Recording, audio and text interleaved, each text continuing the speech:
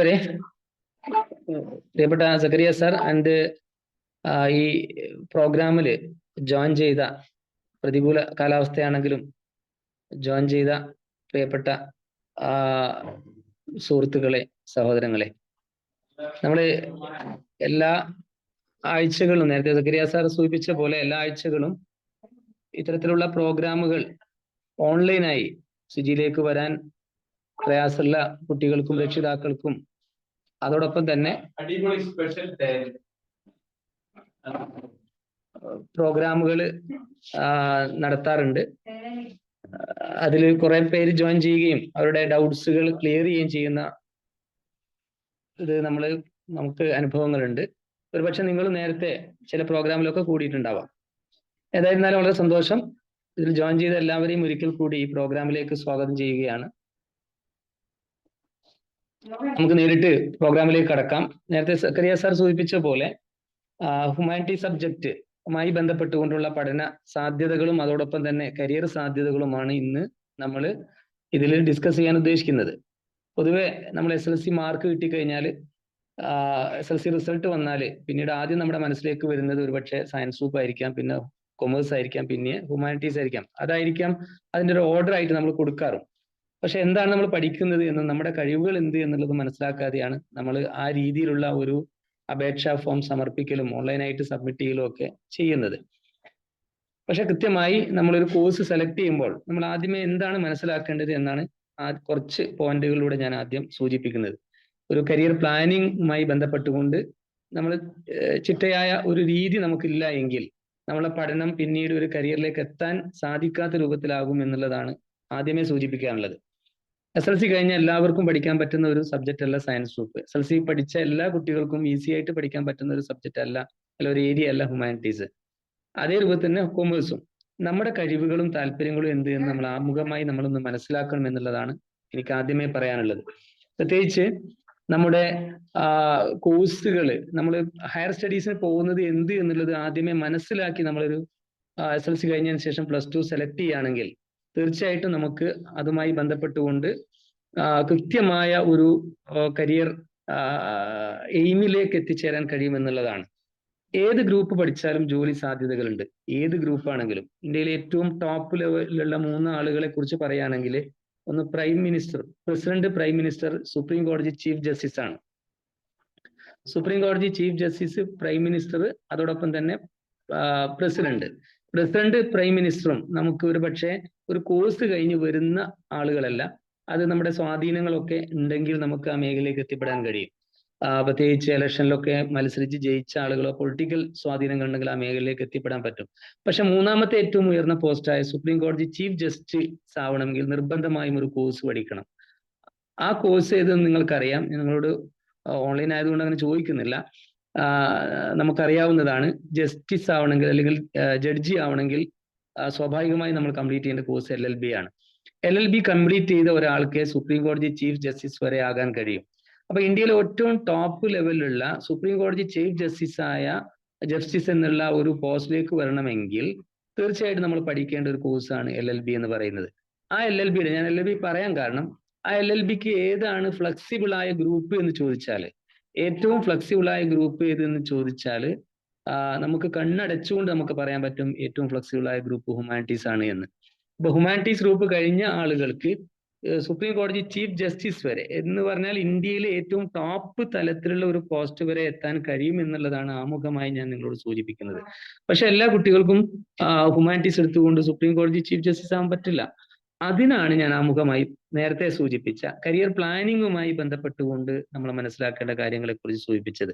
2-3 പോയിന്റ്സുകൾ ഞാൻ പറയാം. ഏതൊരു കരിയർ ക്ലാസ് എടുക്കുമ്പോഴും അത് ഹ്യൂമാനിറ്റീസ് ആണെങ്കിലും അത് പിന്നെ കൊമേഴ്സ് ആണെങ്കിലും സയൻസ് ആണെങ്കിലും മറ്റ് ടെക്നിക്കൽ കോഴ്സ് ആണെങ്കിലും മറ്റുള്ള ഏത് കോഴ്സ് ആണെങ്കിലും നമ്മൾ അറിഞ്ഞിരിക്കേണ്ട 2-3 പോയിന്റുകൾ വളരെ ചുരുങ്ങിയ സമയം കൊണ്ട് ഞാനൊന്ന് സൂചിപ്പിക്കുകയാണ്. അതിൽ ഏറ്റവും പ്രധാനപ്പെട്ടത് ആപ്റ്റിറ്റ്യൂഡ് ആണ്. നമ്മുടെ അഭിരുചിയെ കുറിച്ച് നമ്മൾ മനസ്സിലാക്കണം. നമ്മൾ ജന്മന ഇൻബോൺ കപ്പാസിറ്റി അല്ലെങ്കിൽ inner potential to perform a job എന്നൊക്കെയാണ് അഭിരുചിയെ കുറിച്ച് പറയുന്നത്. അപ്പൊ ജന്മന നമ്മൾക്കുള്ള ഒരു കഴിവ് ദൈവം തമ്പുരാൻ തന്നിട്ടുണ്ട്. ആ ദൈവം തമ്പുരാൻ തന്ന കഴിവ് ജന്മന ഉള്ളത് തന്നെ നമ്മൾ പരിപോഷിപ്പിച്ച് അതിലൊരു പാഷൻ കണ്ടെത്തിക്കൊണ്ട് മുന്നോട്ട് പോവുകയാണെങ്കിൽ തീർച്ചയായിട്ടും അത് നമുക്ക് സക്സസ് ഉണ്ടാവും എന്നുള്ളതാണ്. ഏറ്റവും ഉയർന്ന ഒരു കരിയറിലേക്ക് എത്താൻ കഴിയും എന്നുള്ളതാണ്. അത് എല്ലാവർക്കും വ്യത്യസ്തങ്ങളാണ്. ഈ ക്ലാസ്സിൽ അറ്റൻഡ് ചെയ്യുന്ന ആളുകൾക്ക് തന്നെ നന്നായി ചിത്രം വരക്കാൻ കഴിവുള്ള ആളുകൾ ഉണ്ടാവാം, കുട്ടികൾ ഉണ്ടാവാം. ഈ ക്ലാസ്സിൽ അറ്റൻഡ് ചെയ്യുന്ന കുട്ടികൾ നന്നായി മാത്സ് കഴിവുള്ള കുട്ടികൾ ഉണ്ടാവാം. ഈ ക്ലാസ്സിൽ അറ്റൻഡ് ചെയ്യുന്ന കുട്ടികൾ ഹിസ്റ്ററിയിൽ താല്പര്യമുള്ള കുട്ടികൾ ഉണ്ടാവാം. അത് തന്നെയാണ് ആപ്റ്റിറ്റ്യൂഡിന്റെ ബേസിക് എന്ന് പറയുന്നത്. നമുക്ക് ആ ഒരു ഇഷ്ടം ജന്മന നമുക്ക് ഏത് സബ്ജക്റ്റിനോടാണ് നമുക്ക് അതുമായി ബന്ധപ്പെട്ടുകൊണ്ട് മുന്നോട്ട് പോകാൻ കഴിയുമെന്നുള്ള ഒരു ആത്മവിശ്വാസം കൂടി ഉണ്ടെങ്കിൽ തീർച്ചയായിട്ടും നമ്മുടെ ആപ്റ്റിറ്റ്യൂഡ് ഏതാണോ ആ ആപ്റ്റിറ്റ്യൂഡുമായി ബന്ധപ്പെട്ട ഒരു കോഴ്സാണ് നമ്മൾ സെലക്ട് ചെയ്യേണ്ടതെന്ന് ആണ് ഏറ്റവും അടിസ്ഥാനമായി എനിക്ക് പറയാനുള്ളത്. ഹ്യൂമാനിറ്റീസ് ഒരുപാട് സാധ്യതകളുടെ കോഴ്സാണ്, ഒരുപാട് നല്ല മേഖലയുള്ള കോഴ്സാണ്. നിങ്ങൾ ഹ്യൂമാനിറ്റീസുമായി ബന്ധപ്പെട്ട ഒരു മേഖലയിലാണോ നിങ്ങൾക്ക് ആപ്റ്റിറ്റ്യൂഡ് ഉള്ളത്, തീർച്ചയായും നിങ്ങൾക്ക് അത് സെലക്ട് ചെയ്യാം. അതിന്റെ ഏറ്റവും ഉയർന്ന തലത്തിൽ വരെ നിങ്ങൾക്ക് പോകാൻ കഴിയും എന്നുള്ളതാണ്. ഏത് ഗ്രൂപ്പിനും അതിൻ്റെതായ സാധ്യതകൾ. ഞാൻ ഹ്യൂമാനിറ്റീസ് പറഞ്ഞു, സുപ്രീം കോടതി ചീഫ് ജസ്റ്റിസ് ആവാം എന്ന് പറഞ്ഞത് ഹ്യൂമാനിറ്റീസ് മാത്രമാണ് ഏറ്റവും നല്ല ഗ്രൂപ്പ് എന്നുള്ളതല്ല. കൊമേഴ്സ് ആണെങ്കിലും കൊമേഴ്സുമായി ബന്ധപ്പെട്ടുകൊണ്ട് നിങ്ങൾക്ക് കൊമേഴ്സിന്റെ മേഖലയിൽ അക്കൗണ്ടൻസിയുമായി ബന്ധപ്പെട്ടുകൊണ്ട് പഠിച്ചു, ചാർട്ടേഡ് അക്കൗണ്ടൻസിയോ മറ്റുള്ള മേഖലയിൽ ഇപ്പോൾ തിരിഞ്ഞുകൊണ്ട് ഏറ്റവും നല്ല ജോലിയിലേക്ക് നിങ്ങൾക്ക് എത്തിപ്പെടാൻ പറ്റും. ഇനി അതല്ല സയൻസ് ആണെങ്കിൽ സയൻസുമായി ബന്ധപ്പെട്ടുകൊണ്ട് നിങ്ങൾക്ക് ഏത് മേഖലയിലേക്കും പോകാനും ഒരു ആ രീതിയിൽ മെഡിസിനോ എഞ്ചിനീയറിങ്ങോ സെലക്ട് ചെയ്തുകൊണ്ട് ആ മേഖലയിൽ ഉയർന്ന വിദ്യാഭ്യാസം നേടാനും ഉയർന്ന കരിയറിലേക്ക് എത്താനും നിങ്ങൾക്ക് കഴിയും. അപ്പം ഏതാണോ നമ്മളുടെ ആപ്റ്റിറ്റ്യൂഡ്, ആ ആപ്റ്റിറ്റ്യൂഡുമായി ബന്ധപ്പെട്ടുകൊണ്ടുള്ള ഒരു കോഴ്സാണ് നമ്മൾ സെലക്ട് ചെയ്യേണ്ടതെന്നാണ് എനിക്ക് ആദ്യമേ പറയാനുള്ളത്. രണ്ടാമതിനോട് കൂട്ടിച്ചേർക്കാനുള്ളത് ഇൻട്രസ്റ്റ് എന്ന് പറയുന്ന ഒരു പോയിന്റാണ്. നമ്മുടെ ആപ്റ്റിറ്റ്യൂഡ് എന്താണോ അതിൽ നല്ല ഇൻട്രസ്റ്റ് വേണം. ഇപ്പം ആർട്ടുമായി ബന്ധപ്പെട്ടുകൊണ്ട് ഞാൻ നേരത്തെ സൂചിപ്പിച്ചല്ലോ, ചിത്രരചനയുമായി ബന്ധപ്പെട്ടുകൊണ്ട് നമുക്ക് കഴിവുണ്ടെങ്കിൽ ആ ചിത്രരചനയുമായി ബന്ധപ്പെട്ട മേഖലയിലേക്ക് നമുക്ക് പോകാൻ കഴിയണം. അത് നന്നായി വരക്കാൻ കഴിയണം. അത് നന്നായി വരക്കാനുള്ള ഒരു താല്പര്യം നമുക്ക് വേണം. അതുമായി ബന്ധപ്പെട്ട ഒരു സെമിനാർ ഉണ്ടെങ്കിൽ അത് അറ്റൻഡ് ചെയ്യാൻ നമുക്ക് കഴിയണം. അതിൽ നമുക്ക് ഒരു NIFT-യിലോ നാഷണൽ ഇൻസ്റ്റിറ്റ്യൂട്ട് ഓഫ് ഫാഷൻ ടെക്നോളജിയിലൊക്കെ ഹ്യൂമാനിറ്റീസ് പഠിച്ചുകൊണ്ട് നമുക്ക് അഡ്മിഷൻ വാങ്ങാം, അല്ലെങ്കിൽ ഏത് ഗ്രൂപ്പ് പഠിച്ചുകൊണ്ട് അഡ്മിഷൻ വാങ്ങാം. അപ്പൊ അതുമായി ബന്ധപ്പെട്ട ഒരു കോച്ചിങ്ങിന് നമുക്ക് പോകണം. അതിന്റെ ഒരു പ്ലാനിങ് നമുക്ക് വേണം. എന്താണോ നമുക്ക് ആപ്റ്റിറ്റ്യൂഡ് ഉള്ളത്, ആപ്റ്റിറ്റ്യൂഡുമായി ബന്ധപ്പെട്ടുകൊണ്ട് നല്ല താല്പര്യങ്ങൾ ഉണ്ടാവണം. ഈ താല്പര്യങ്ങളെ കുറിച്ച് എനിക്ക് പറയാനുള്ളത് ഒരു ഹാർഡ് വർക്കിംഗ് മെന്റാലിറ്റി ഉണ്ടാവണം എന്നുള്ളതാണ്. ഒരു ഹാർഡ് വർക്കിംഗ് മെന്റാലിറ്റി. ഈ ഹാർഡ് വർക്കിംഗ് മെന്റാലിറ്റി എന്ന് പറയുന്നത് ഇപ്പം ഇന്നലെ നീറ്റിന്റെ റാങ്ക് വന്നു. നീറ്റിന്റെ റാങ്ക് വന്നപ്പം നമ്മുടെ കോഴിക്കോട് ജില്ലയിലെ ആവളുള്ള ഒരു പെൺകുട്ടിക്കാണ് ഫസ്റ്റ് റാങ്ക്. സാധാരണ സർക്കാർ സ്കൂളിൽ പഠിച്ചൊരു കുട്ടിക്കാണ് ഫസ്റ്റ് റാങ്ക് കിട്ടിയത്. ആ കുട്ടി ഇന്നലെ മാധ്യമങ്ങളോട് പറഞ്ഞു, ഞാൻ 12 മണിക്കൂർ മൊബൈൽ ആദ്യം ഞാൻ മാറ്റിവെച്ചു. അത് എൻ്റെ ഒരു ഇഷ്ടമായിരുന്നു. എനിക്ക് നീറ്റ് കിട്ടുക എന്നുള്ളത്, ഏറ്റവും നല്ല മെഡിക്കൽ കോളേജിൽ അഡ്മിഷൻ കിട്ടുക എന്നുള്ളത് എൻ്റെ ഒരു ഇഷ്ടമായിരുന്നു, എൻ്റെ താല്പര്യമായിരുന്നു, എൻ്റെ കഴിവ് അതുമായി ബന്ധപ്പെട്ട ഒരു മേഖലയിലായിരുന്നു. അതുകൊണ്ട് ഞാൻ ആദ്യം ചെയ്തത് എൻ്റെ മൊബൈൽ ഫോൺ മാറ്റിവെച്ചു എന്നുള്ളതാണ്. ഒരു കൊല്ലത്തേക്ക് എൻ്റെ മൊബൈൽ ഫോൺ കൃത്യമായി ഞാൻ മാറ്റിവെച്ചു എന്ന് മാത്രമല്ല 12 മണിക്കൂർ പഠിക്കുമെന്ന് ഞാൻ തീരുമാനിച്ചു. അങ്ങനെ ഒരു ദിവസം 12 മണിക്കൂർ കൃത്യമായി പഠിച്ചാണ് ഫസ്റ്റ് റാങ്ക് കിട്ടിയ മോൾക്ക് ഈ വർഷം നീറ്റിൽ കേരളത്തിൽ ഫസ്റ്റ് റാങ്ക് കിട്ടിയിട്ടുള്ളത്. അപ്പൊ അതാണ് ഒരു താല്പര്യം, ഹാർഡ് വർക്കിംഗ് മെന്റാലിറ്റി എന്ന് പറയുന്നത്. ഈ രണ്ട് കാര്യങ്ങൾ, ഒന്ന് ആപ്റ്റിറ്റ്യൂഡ് പറഞ്ഞു, രണ്ട് ഇൻട്രസ്റ്റ് പറഞ്ഞു. അതോടൊപ്പം കൂട്ടിച്ചേർക്കാവുന്ന മറ്റു ഒന്ന് രണ്ട് കാര്യങ്ങൾ കൂടി ഞാൻ പറയാണ്. ഒന്ന് പേഴ്സണാലിറ്റി. നമ്മുടെ പേഴ്സണാലിറ്റി ഡെവലപ്പ് ചെയ്യണം. ഓരോ ജോലിക്കും അതിൻ്റെതായ വ്യക്തിത്വം വേണം എന്നുള്ളതാണ്. അപ്പം ഹ്യൂമാനിറ്റീസ് കഴിഞ്ഞ് സോഷ്യൽ വർക്ക്, BSW കഴിഞ്ഞു MSW പഠിക്കുന്ന ഒരു കുട്ടിയെ സംബന്ധിച്ചിടത്തോളം സോഷ്യൽ വർക്കുമായി ബന്ധപ്പെട്ട മേഖലയാണ്. ആളുകളോട് ഇന്ററാക്ട് ചെയ്യാനും ഒരു സോഷ്യൽ ഡെവലപ്മെന്റുമായി ബന്ധപ്പെട്ടുകൊണ്ട് നാട്ടിലേക്ക് ഇറങ്ങിച്ചെന്നുകൊണ്ട് വർക്ക് ചെയ്യാനൊക്കെ ഉള്ള ഒരു ഇന്ററാക്റ്റീവ് സ്വഭാവം ഇല്ലാത്ത ഒരാളെ സംബന്ധിച്ചിടത്തോളം സൈക്കോളജി മേഖലയിൽ അല്ലെങ്കിൽ സോഷ്യോളജി മേഖലയിൽ പോയി കഴിഞ്ഞാൽ ജോലി വിജയിപ്പിച്ചെടുക്കുക എന്ന് പറയുന്നത് കുറച്ച് പ്രയാസമുള്ള കാര്യമായിരിക്കും. ഓരോ ജോലിക്കും അതിൻ്റെതായ വ്യക്തിത്വം വേണം. ഇപ്പൊ IIM-ൽ MBA മാർക്കറ്റിംഗ് പഠിക്കുന്ന അല്ലെങ്കിൽ വേറെ ഏതെങ്കിലും സ്ഥാപനത്തിൽ മാർക്കറ്റിങ്ങിന് പോകുന്ന MBA മാർക്കറ്റിംഗ് പഠിക്കുന്ന ഒരു കുട്ടിയെ സംബന്ധിച്ചിടത്തോളം ഹ്യൂമാനിറ്റീസ് കഴിഞ്ഞാൽ പോകാവുന്ന നല്ലൊരു ഓപ്ഷനാണ് മാനേജ്മെന്റ് എന്ന് പറയുന്നത്. അപ്പൊ അതിൽ പഠിക്കുന്ന ഒരു കുട്ടിയെ സംബന്ധിച്ചിടത്തോളം നല്ല ടോക്കറ്റീവ് വേണം, നല്ല സ്മാർട്ട്നെസ് വേണം. ആ രീതിയിൽ മുന്നോട്ട് പോയാൽ മാത്രമേ നമുക്ക് ഒരു MBA മാർക്കറ്റിംഗ് കഴിഞ്ഞു അതിൽ മാർക്കറ്റിംഗ് സ്പെഷ്യലൈസേഷൻ കഴിഞ്ഞു മാർക്കറ്റിംഗ് മാനേജറായിട്ട് ജോലി ചെയ്യാനും അതിൽ നന്നായി ഷൈൻ ചെയ്യാൻ നമുക്ക് കഴിയും.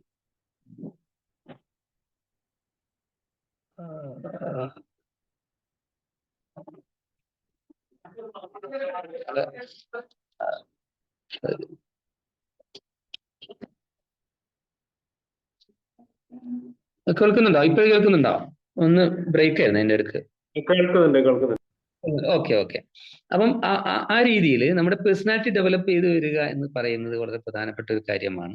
പേഴ്സണാലിറ്റി ഡെവലപ്മെന്റ് ഓരോ ജോലിക്കും അതിൻ്റെതായ വ്യക്തിത്വം ഉണ്ട് എന്നുള്ളതാണ്. നമുക്കറിയാം, ഒരു ഡോക്ടറെ അടുത്ത് പോയി കഴിഞ്ഞാൽ തന്നെ, അല്ലെങ്കിൽ ഒരു ടീച്ചർ ആണെങ്കിൽ ഏറ്റവും നന്നായി ഇന്ററാക്ട് ചെയ്യുന്ന, കുട്ടികളെ പരിഗണിക്കുന്ന, കുട്ടികളോട് നല്ല രീതിയിൽ ഇടപെടുന്ന ഒരു ടീച്ചർക്കാണ് നല്ല ടീച്ചർ എന്നുള്ള ഒരു അംഗീകാരം ലഭിക്കുന്നത്. ഓരോ ജോലിക്കും അതിൻ്റെതായ വ്യക്തിത്വം വേണം എന്നുള്ളതാണ്. അതോടൊപ്പം തന്നെ ഫാമിലി നമ്മൾ അറിയണം. ഫാമിലി എന്ന് പറയുന്നത്, നമുക്ക് പഠിക്കുന്ന സമയത്ത് ഫാമിലിയുടെ സപ്പോർട്ട് വേണം, പാരന്റ്സിന്റെ സപ്പോർട്ട് വേണം. അതുകൊണ്ട് തന്നെ ഡിസ്കസ് ചെയ്തുകൊണ്ടാവണം ഒരു കോഴ്സ് സെലക്ട് ചെയ്യേണ്ടത്. നിങ്ങൾക്ക് ഇഷ്ടപ്പെട്ട ഒരു കോഴ്സ് വാശി പിടിച്ചുകൊണ്ട് പോകുന്ന അവസ്ഥ നിങ്ങൾക്ക് ഉണ്ടാവരുത്. നിങ്ങളുടെ അച്ഛനോടും അമ്മയോടും ഉപ്പയോടും ഉമ്മയോടും ഡിസ്കസ് ചെയ്തുകൊണ്ടാണ് ഒരു കോഴ്സ് സെലക്ട് ചെയ്യേണ്ടത്. അത് ഹ്യൂമാനിറ്റീസ് സ്ട്രീമിൽ തന്നെ ഏത് ഹയർ സ്റ്റഡീസ് ആണെങ്കിലും, അത് MBA ആണെങ്കിലും, MTA master of tourism administration ആണെങ്കിലും, ഇനി പൊളിറ്റിക്കൽ സയൻസ് ആണെങ്കിലും, ഡെവലപ്മെന്റ് സ്റ്റഡീസ് ആണെങ്കിലും, സൊസൈറ്റി ആൻഡ് കൾച്ചറുമായി ബന്ധപ്പെട്ട IIT-യിലൊക്കെ ഉള്ള കോഴ്സ് ആണെങ്കിലും ഒക്കെ തന്നെയും നിങ്ങൾ പാരന്റ്സിനോട് ഡിസ്കസ് ചെയ്യുകയും ഏകദേശം എത്ര വർഷം പഠിക്കാനുണ്ടാവും, എങ്ങനെയാണ് ഞാൻ പഠിക്കേണ്ടത് എന്നുള്ള ഒരു പ്ലാനിങ് നേരത്തെ ഉണ്ടാവുകയും ചെയ്തു കഴിഞ്ഞാൽ നിങ്ങൾക്ക് മുന്നോട്ട് പോകാൻ സാധിക്കുകയുള്ളൂ എന്നുള്ളതാണ്. അപ്പോൾ ഫാമിലി, അതോടൊപ്പം തന്നെ പേഴ്സണാലിറ്റി, ഇൻട്രസ്റ്റ്, ആപ്റ്റിറ്റ്യൂഡ് ഒക്കെ വെച്ചുകൊണ്ട് ആദ്യമേ ഹ്യൂമാനിറ്റീസ് സ്ട്രീമിൽ നിങ്ങളൊരു ഗോൾ സെറ്റ് ചെയ്യുക എന്നുള്ളതാണ്. നല്ലൊരു ഗോൾ സെറ്റ് ചെയ്യുക. അതാണ് എനിക്ക് തുടക്കത്തിൽ പറയാനുള്ളത്. ഞാൻ പറഞ്ഞു, നിങ്ങളുടെ കഴിവ് എന്തെന്നറിയണം. നിങ്ങളുടെ ഇപ്പം ഇംഗ്ലീഷുമായി ബന്ധപ്പെട്ട, ലിറ്ററേച്ചറുമായി ബന്ധപ്പെട്ട കഴിവാണെങ്കിൽ നിങ്ങൾക്ക് ഹ്യൂമാനിറ്റീസ് സ്ട്രീമിൽ തന്നെയാണ് ലാംഗ്വേജ്, ലിംഗ്വിസ്റ്റിക് സ്റ്റഡീസ് ഒക്കെ വരുന്നത്. നിങ്ങൾക്ക് BA ലിറ്ററേച്ചർ പഠിച്ചാൽ മതി. BA ലിറ്ററേച്ചർ പഠിച്ചു, MA ലിറ്ററേച്ചർ കഴിഞ്ഞു, ആ രീതിയിലേക്ക് റിസർച്ചിൽ പോകാം. ഇനി BA ലിറ്ററേച്ചർ കഴിഞ്ഞാൽ തന്നെ ജേർണലിസത്തിന് ഏറ്റവും നല്ല ഓപ്ഷനാണ് BA ലിറ്ററേച്ചർ എന്ന് പറയുന്നത്. ഹ്യൂമാനിറ്റീസ് സ്ട്രീമിന് പോകാൻ പറ്റുന്ന നല്ലൊരു ഓപ്ഷനാണ് ജേർണലിസം എന്ന് പറയുന്നത്. അപ്പം ജേർണലിസവുമായി ബന്ധപ്പെട്ടുകൊണ്ട് നിങ്ങൾക്ക് പോകാം. ഇനി അതല്ല, ഞാൻ നേരത്തെ സൂചിപ്പിച്ച IIT-യിലൊക്കെ ഉള്ള MA ഡെവലപ്മെന്റ് സ്റ്റഡീസോ, society and culture, MA society and culture രൂപത്തിലുള്ള എൻട്രൻസ് എക്സാമിനേഷൻ എഴുതി അതിൽ നിങ്ങൾക്ക് അഡ്മിഷൻ IIT-യിൽ കിട്ടിക്കഴിഞ്ഞാൽ 100% പ്ലേസ്മെന്റ് ആണ്. 100% നിങ്ങൾക്ക് പ്ലേസ്മെന്റ് ആണ്. ഇപ്പൊ എന്റെ നാട്ടിൽ താമരശ്ശേരിക്കാരൻ ഒരു പയ്യന് കഴിഞ്ഞ പ്രാവശ്യം MA society and culture Gandhinagar IIT-യിൽ, അവൻ BA ഇംഗ്ലീഷ് പഠിച്ചതാണ്. CUT എക്സാം എഴുതി ഡൽഹി യൂണിവേഴ്സിറ്റിയിൽ BA ഇംഗ്ലീഷ് കഴിഞ്ഞതിന് ശേഷം MA സൊസൈറ്റി ആൻഡ് കൾച്ചർ എന്ന് പറയുന്ന കോഴ്സ് കഴിഞ്ഞ ഉടനെ തന്നെ ഇന്റർനാഷണൽ ലെവലിൽ ഒരു എക്സാം എഴുതി അതിൽ ഹാർവാർഡ് യൂണിവേഴ്സിറ്റിയിൽ 6.5 കോടിയാണ് അവന് സ്കോളർഷിപ്പ് കിട്ടിയത്. 6.5 കോടി സ്കോളർഷിപ്പോട് കൂടി അവൻ ഇപ്പോഴും ഹാർവാർഡ് യൂണിവേഴ്സിറ്റിയിൽ റിസർച്ച് ചെയ്തുകൊണ്ടിരിക്കുകയാണ്. അപ്പൊ ഞാൻ സൂചിപ്പിച്ചത്, ഹ്യൂമാനിറ്റി സബ്ജക്ട് പഠിച്ചാൽ ഒരുപാട് സാധ്യതകളുണ്ട്, ഒരുപാട് മേഖലകളുണ്ട്. പക്ഷെ നമ്മൾ സെലക്ട് ചെയ്യുമ്പോൾ സാധ്യത ഹ്യൂമാനിറ്റീസ് ആണ്, അതുകൊണ്ട് ഞാൻ ഹ്യൂമാനിറ്റീസ് എടുക്കുകയാണ് എന്ന് പറഞ്ഞാൽ നമുക്ക് ജോലി കിട്ടൂല. സാധ്യത സയൻസ് ആണ്, അതിന് ഞാൻ സെലക്ട് ചെയ്യട്ടെ എന്ന് പറഞ്ഞുകൊണ്ട് ഫുൾ A+ കിട്ടി കഴിഞ്ഞാൽ ഒരുപക്ഷെ നമുക്ക് സയൻസ് പഠിച്ചാൽ ജോലി കിട്ടൂല. പക്ഷേ നമുക്കൊരു ആപ്റ്റിറ്റ്യൂഡ് വേണം, സയൻസ് പഠിക്കാനുള്ള കഴിവ്, സയൻസ് പഠിച്ച് മുന്നോട്ട് പോകാനുള്ള ഒരു താല്പര്യവും ഒരു ഹാർഡ് വർക്കിംഗ് മെന്റാലിറ്റിയും. അതിന് ആ ഒരു മെന്റൽ ആറ്റിറ്റ്യൂഡ് തന്നെ നമുക്ക് ഹ്യൂമാനിറ്റീസ് പഠിക്കുമ്പോഴും വേണം. ആ ഹ്യൂമാനിറ്റീസ് പഠിക്കുമ്പോഴും നമുക്ക് ഉണ്ടായി കഴിഞ്ഞാൽ ഹ്യൂമാനിറ്റീസുമായി ബന്ധപ്പെട്ട ഏത് മേഖലയിലേക്കും നമുക്ക് പോകാൻ കഴിയുമെന്നാണ് ഞാൻ സൂചിപ്പിക്കുന്നത്. ഈ കാര്യങ്ങൾ നിങ്ങൾ ഓർത്തു വെക്കുക. നമ്മുടെ ആപ്റ്റിറ്റ്യൂഡുമായി ബന്ധപ്പെട്ടുകൊണ്ട് ഒരുപക്ഷെ ഡൗട്ട്സ്, എങ്ങനെയാണ് ഞങ്ങളുടെ ആപ്റ്റിറ്റ്യൂഡ് കണ്ടെത്തുക എന്നൊക്കെ ഒരു സംശയമുള്ള കുട്ടികൾ ഉണ്ടാവാം. ആപ്റ്റിറ്റ്യൂഡ് കണ്ടെത്താൻ ഏറ്റവും ഇന്ന് കേരളത്തിൽ അവൈലബിൾ ആയ ഏറ്റവും നല്ലൊരു ടെസ്റ്റാണ് ഡിഫറൻഷ്യൽ ആപ്റ്റിറ്റ്യൂഡ് ടെസ്റ്റ്. അത് CG നടത്തുന്നുണ്ട്. എല്ലാവരോടും ഞാൻ ടെസ്റ്റ് നടത്തണം എന്ന് പറയല്ല, പക്ഷേ താല്പര്യമുള്ള കുട്ടികൾക്ക് SLC-യോ +1-ഓ +2 ഒക്കെ പഠിക്കുന്ന കുട്ടികൾക്ക് CG-യിൽ വന്ന് ഡിഫറൻഷ്യൽ ആപ്റ്റിറ്റ്യൂഡ് ടെസ്റ്റ് എഴുതി കഴിഞ്ഞാൽ നമുക്ക് ഏത് മേഖലയാണ് ഒന്നും കൂടി ആപ്റ്റ് ആയിട്ടുള്ളത് എന്ന് നമുക്ക് അറിയാൻ സാധിക്കുമെന്ന് കൂടി ഞാൻ സൂചിപ്പിക്കുകയാണ്. ഇനി ഞാൻ കോഴ്സിന്റെ ഇൻഫർമേഷൻ, കുറേ കോഴ്സിനെ കുറിച്ച് ഞാൻ പറയുന്നില്ല, പക്ഷെ കുറച്ച് കോഴ്സുകൾ ഞാൻ ജസ്റ്റ് ഒന്ന് ഇൻട്രൊഡ്യൂസ് ചെയ്യാം, ഒന്ന് പറയാം. അതിന്റെ എൻട്രൻസ് എക്സാമിനേഷനും ഹ്യൂമാനിറ്റീസ് കഴിഞ്ഞ് പോകാൻ പറ്റുന്ന എൻട്രൻസ് എക്സാമിനേഷനെ കുറിച്ചൊക്കെ ഒന്ന് പറയാം. അതിൽ ഏറ്റവും നല്ലത് നിങ്ങൾ സെലക്ട് ചെയ്യുകയും നിങ്ങൾക്ക് ആ കഴിവുണ്ടെങ്കിൽ ഇപ്പൊ തന്നെ നോട്ട് ചെയ്യുകയും അതുമായി ബന്ധപ്പെട്ട എൻട്രൻസ് എക്സാമിനേഷൻ എഴുതി ആ മേഖലയിലേക്ക് പോവുകയും ചെയ്യണം എന്നുള്ളതാണ് നമ്മൾ അറിഞ്ഞിരിക്കേണ്ട കാര്യം. അപ്പൊ ഞാൻ സൂചിപ്പിച്ചത്, ഓരോ ഗ്രൂപ്പിനും അതിൻ്റെതായ പ്രാധാന്യമുണ്ട്. അതിൽ ഏറ്റവും നല്ല ഗ്രൂപ്പ് എന്ന് വെച്ചാൽ എല്ലാ ഗ്രൂപ്പും നല്ലതാണ്. സയൻസിനോളം വരുമോ ഹ്യൂമാനിറ്റീസ് എന്ന് പറഞ്ഞാൽ സയൻസിനോളം വരും ഹ്യൂമാനിറ്റീസ്. കൊമേഴ്സിനോളം വരുമെന്ന് ചോദിച്ചാൽ കൊമേഴ്സിനോളം വരും ഹ്യൂമാനിറ്റീസ്. ഹ്യൂമാനിറ്റീസിനോട് സയൻസ് വരുമെന്ന് വെച്ചാൽ ഹ്യൂമാനിറ്റീസിനോട് സയൻസ് വരും. നമ്മൾ പഠിക്കുകയും നമ്മൾ പഠിച്ച് മുന്നോട്ട് പോവുകയും എങ്ങനെ ചെയ്യും എന്നുള്ളതിനെ ഡിപ്പെൻഡ് ചെയ്തുകൊണ്ടാണ്, നമ്മുടെ കഴിവിനെ ഡിപ്പെൻഡ് ചെയ്തുകൊണ്ടാണ് തീർച്ചയായിട്ടും ആ മേഖലയിൽ ജോലി കിട്ടുക എന്നുള്ളത്. അപ്പൊ ഞാൻ നേരത്തെ പറഞ്ഞിരുന്നു, ഹ്യൂമാനിറ്റീസ് സ്ട്രീമിൽ പഠിച്ച് മുന്നോട്ട് പോകാൻ പറ്റുന്ന ഏറ്റവും നല്ലൊരു മേഖലയാണ് ജേർണലിസം എന്ന് പറയുന്നത്. ആ ജേർണലിസത്തിന് അത്യാവശ്യം വായന വേണം. കുറച്ചൊരു എഴുതാനൊക്കെ ഉള്ള കഴിവ്, ഇനി നന്നായിട്ട് എഴുതിയിട്ടില്ലെങ്കിലും ചെറിയൊരു താല്പര്യമെങ്കിലും അതിൽ വേണം. പിന്നെ ജേർണലിസവുമായി ബന്ധപ്പെട്ട ഏത് ഒരു സെമിനാറോ മറ്റുള്ള പ്രോഗ്രാമോ ഉണ്ടെങ്കിൽ അതിൽ അറ്റൻഡ് ചെയ്യുകയും അതുമായി ബന്ധപ്പെട്ട എൻട്രൻസ് എക്സാമിനേഷൻ എഴുതുകയും ഏറ്റവും നല്ല കോളേജിൽ BA ജേർണലിസത്തിനോ BA ഇംഗ്ലീഷിലോ ലിറ്ററേച്ചറിനോ അഡ്മിഷൻ വാങ്ങുകയും ചെയ്യണം. അങ്ങനെ ആകുമ്പോഴാണ് നമുക്ക് ജേർണലിസവുമായി ബന്ധപ്പെട്ടുകൊണ്ട് ഏറ്റവും ഉയർന്ന തലങ്ങളിലേക്ക് പോവാനും അതിൽ നേരിട്ട് ക്യാമ്പസ് പ്ലേസ്മെന്റിലൂടെ തന്നെ ജോലി കിട്ടാനും കഴിയുന്നത്. ഇപ്പൊ ഞാൻ ക്യാമ്പസ് പ്ലേസ്മെന്റിലൂടെ ജോലി കിട്ടും എന്ന് പറയുമ്പോൾ നമ്മൾ വിചാരിക്കും ഹ്യൂമാനിറ്റീസ് കഴിഞ്ഞാൽ ജോലി കിട്ടുമോ? ഹ്യൂമാനിറ്റീസ് കഴിഞ്ഞാൽ ജോലി കിട്ടും ക്യാമ്പസ് പ്ലേസ്മെന്റിലൂടെ.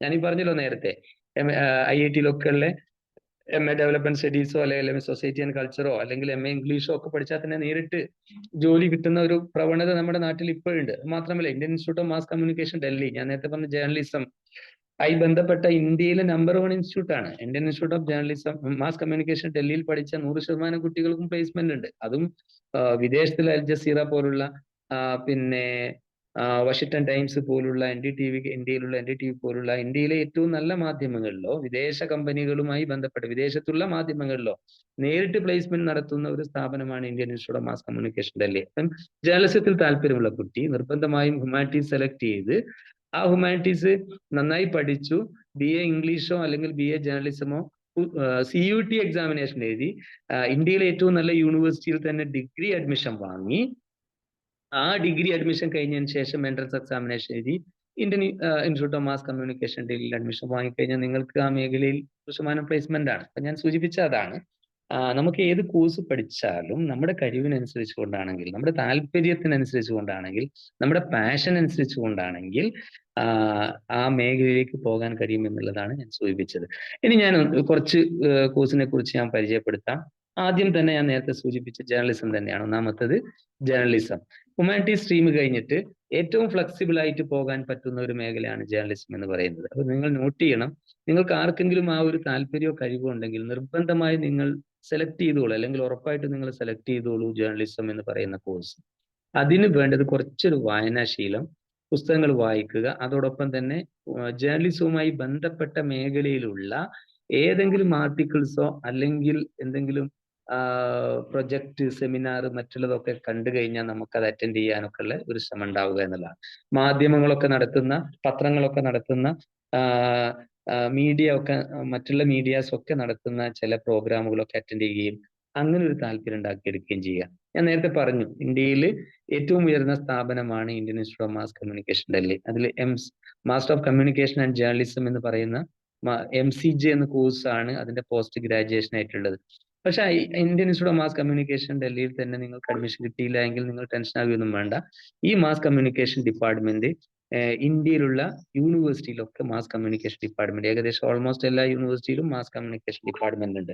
അപ്പൊ അതിൽ നിങ്ങൾക്ക് മാസ് കമ്മ്യൂണിക്കേഷനിൽ PG ചെയ്താലും ഇന്ത്യയിലുള്ള പത്രങ്ങളിലോ വിദേശ പത്രങ്ങളിലോ ചാനലുകളിലോ മറ്റുള്ള തലങ്ങളിലോ ഒക്കെ തന്നെയും അത് നിങ്ങൾക്ക് ഏതാണ് ഒന്നും കൂടി content writing, creative content writing തുടങ്ങിയിട്ടുള്ള പല മേഖലകളിലും അതിന്റെ തന്നെ സ്പെഷ്യലൈസേഷൻ ഉണ്ട്. ആ സ്പെഷ്യലൈസേഷൻ ഏതാണോ, ബ്രോഡ്കാസ്റ്റിംഗ് തുടങ്ങിയിട്ടുള്ള സ്പെഷ്യലൈസേഷൻ ഏതാണോ അതിൽ നിങ്ങൾ പഠിച്ചു, നിങ്ങളുടെ ഇഷ്ടപ്പെട്ട സ്പെഷ്യലൈസേഷൻ പഠിച്ചു, ആ മേഖലയിലേക്ക് നിങ്ങൾക്ക് പോകാൻ കഴിയും എന്നുള്ളതാണ്.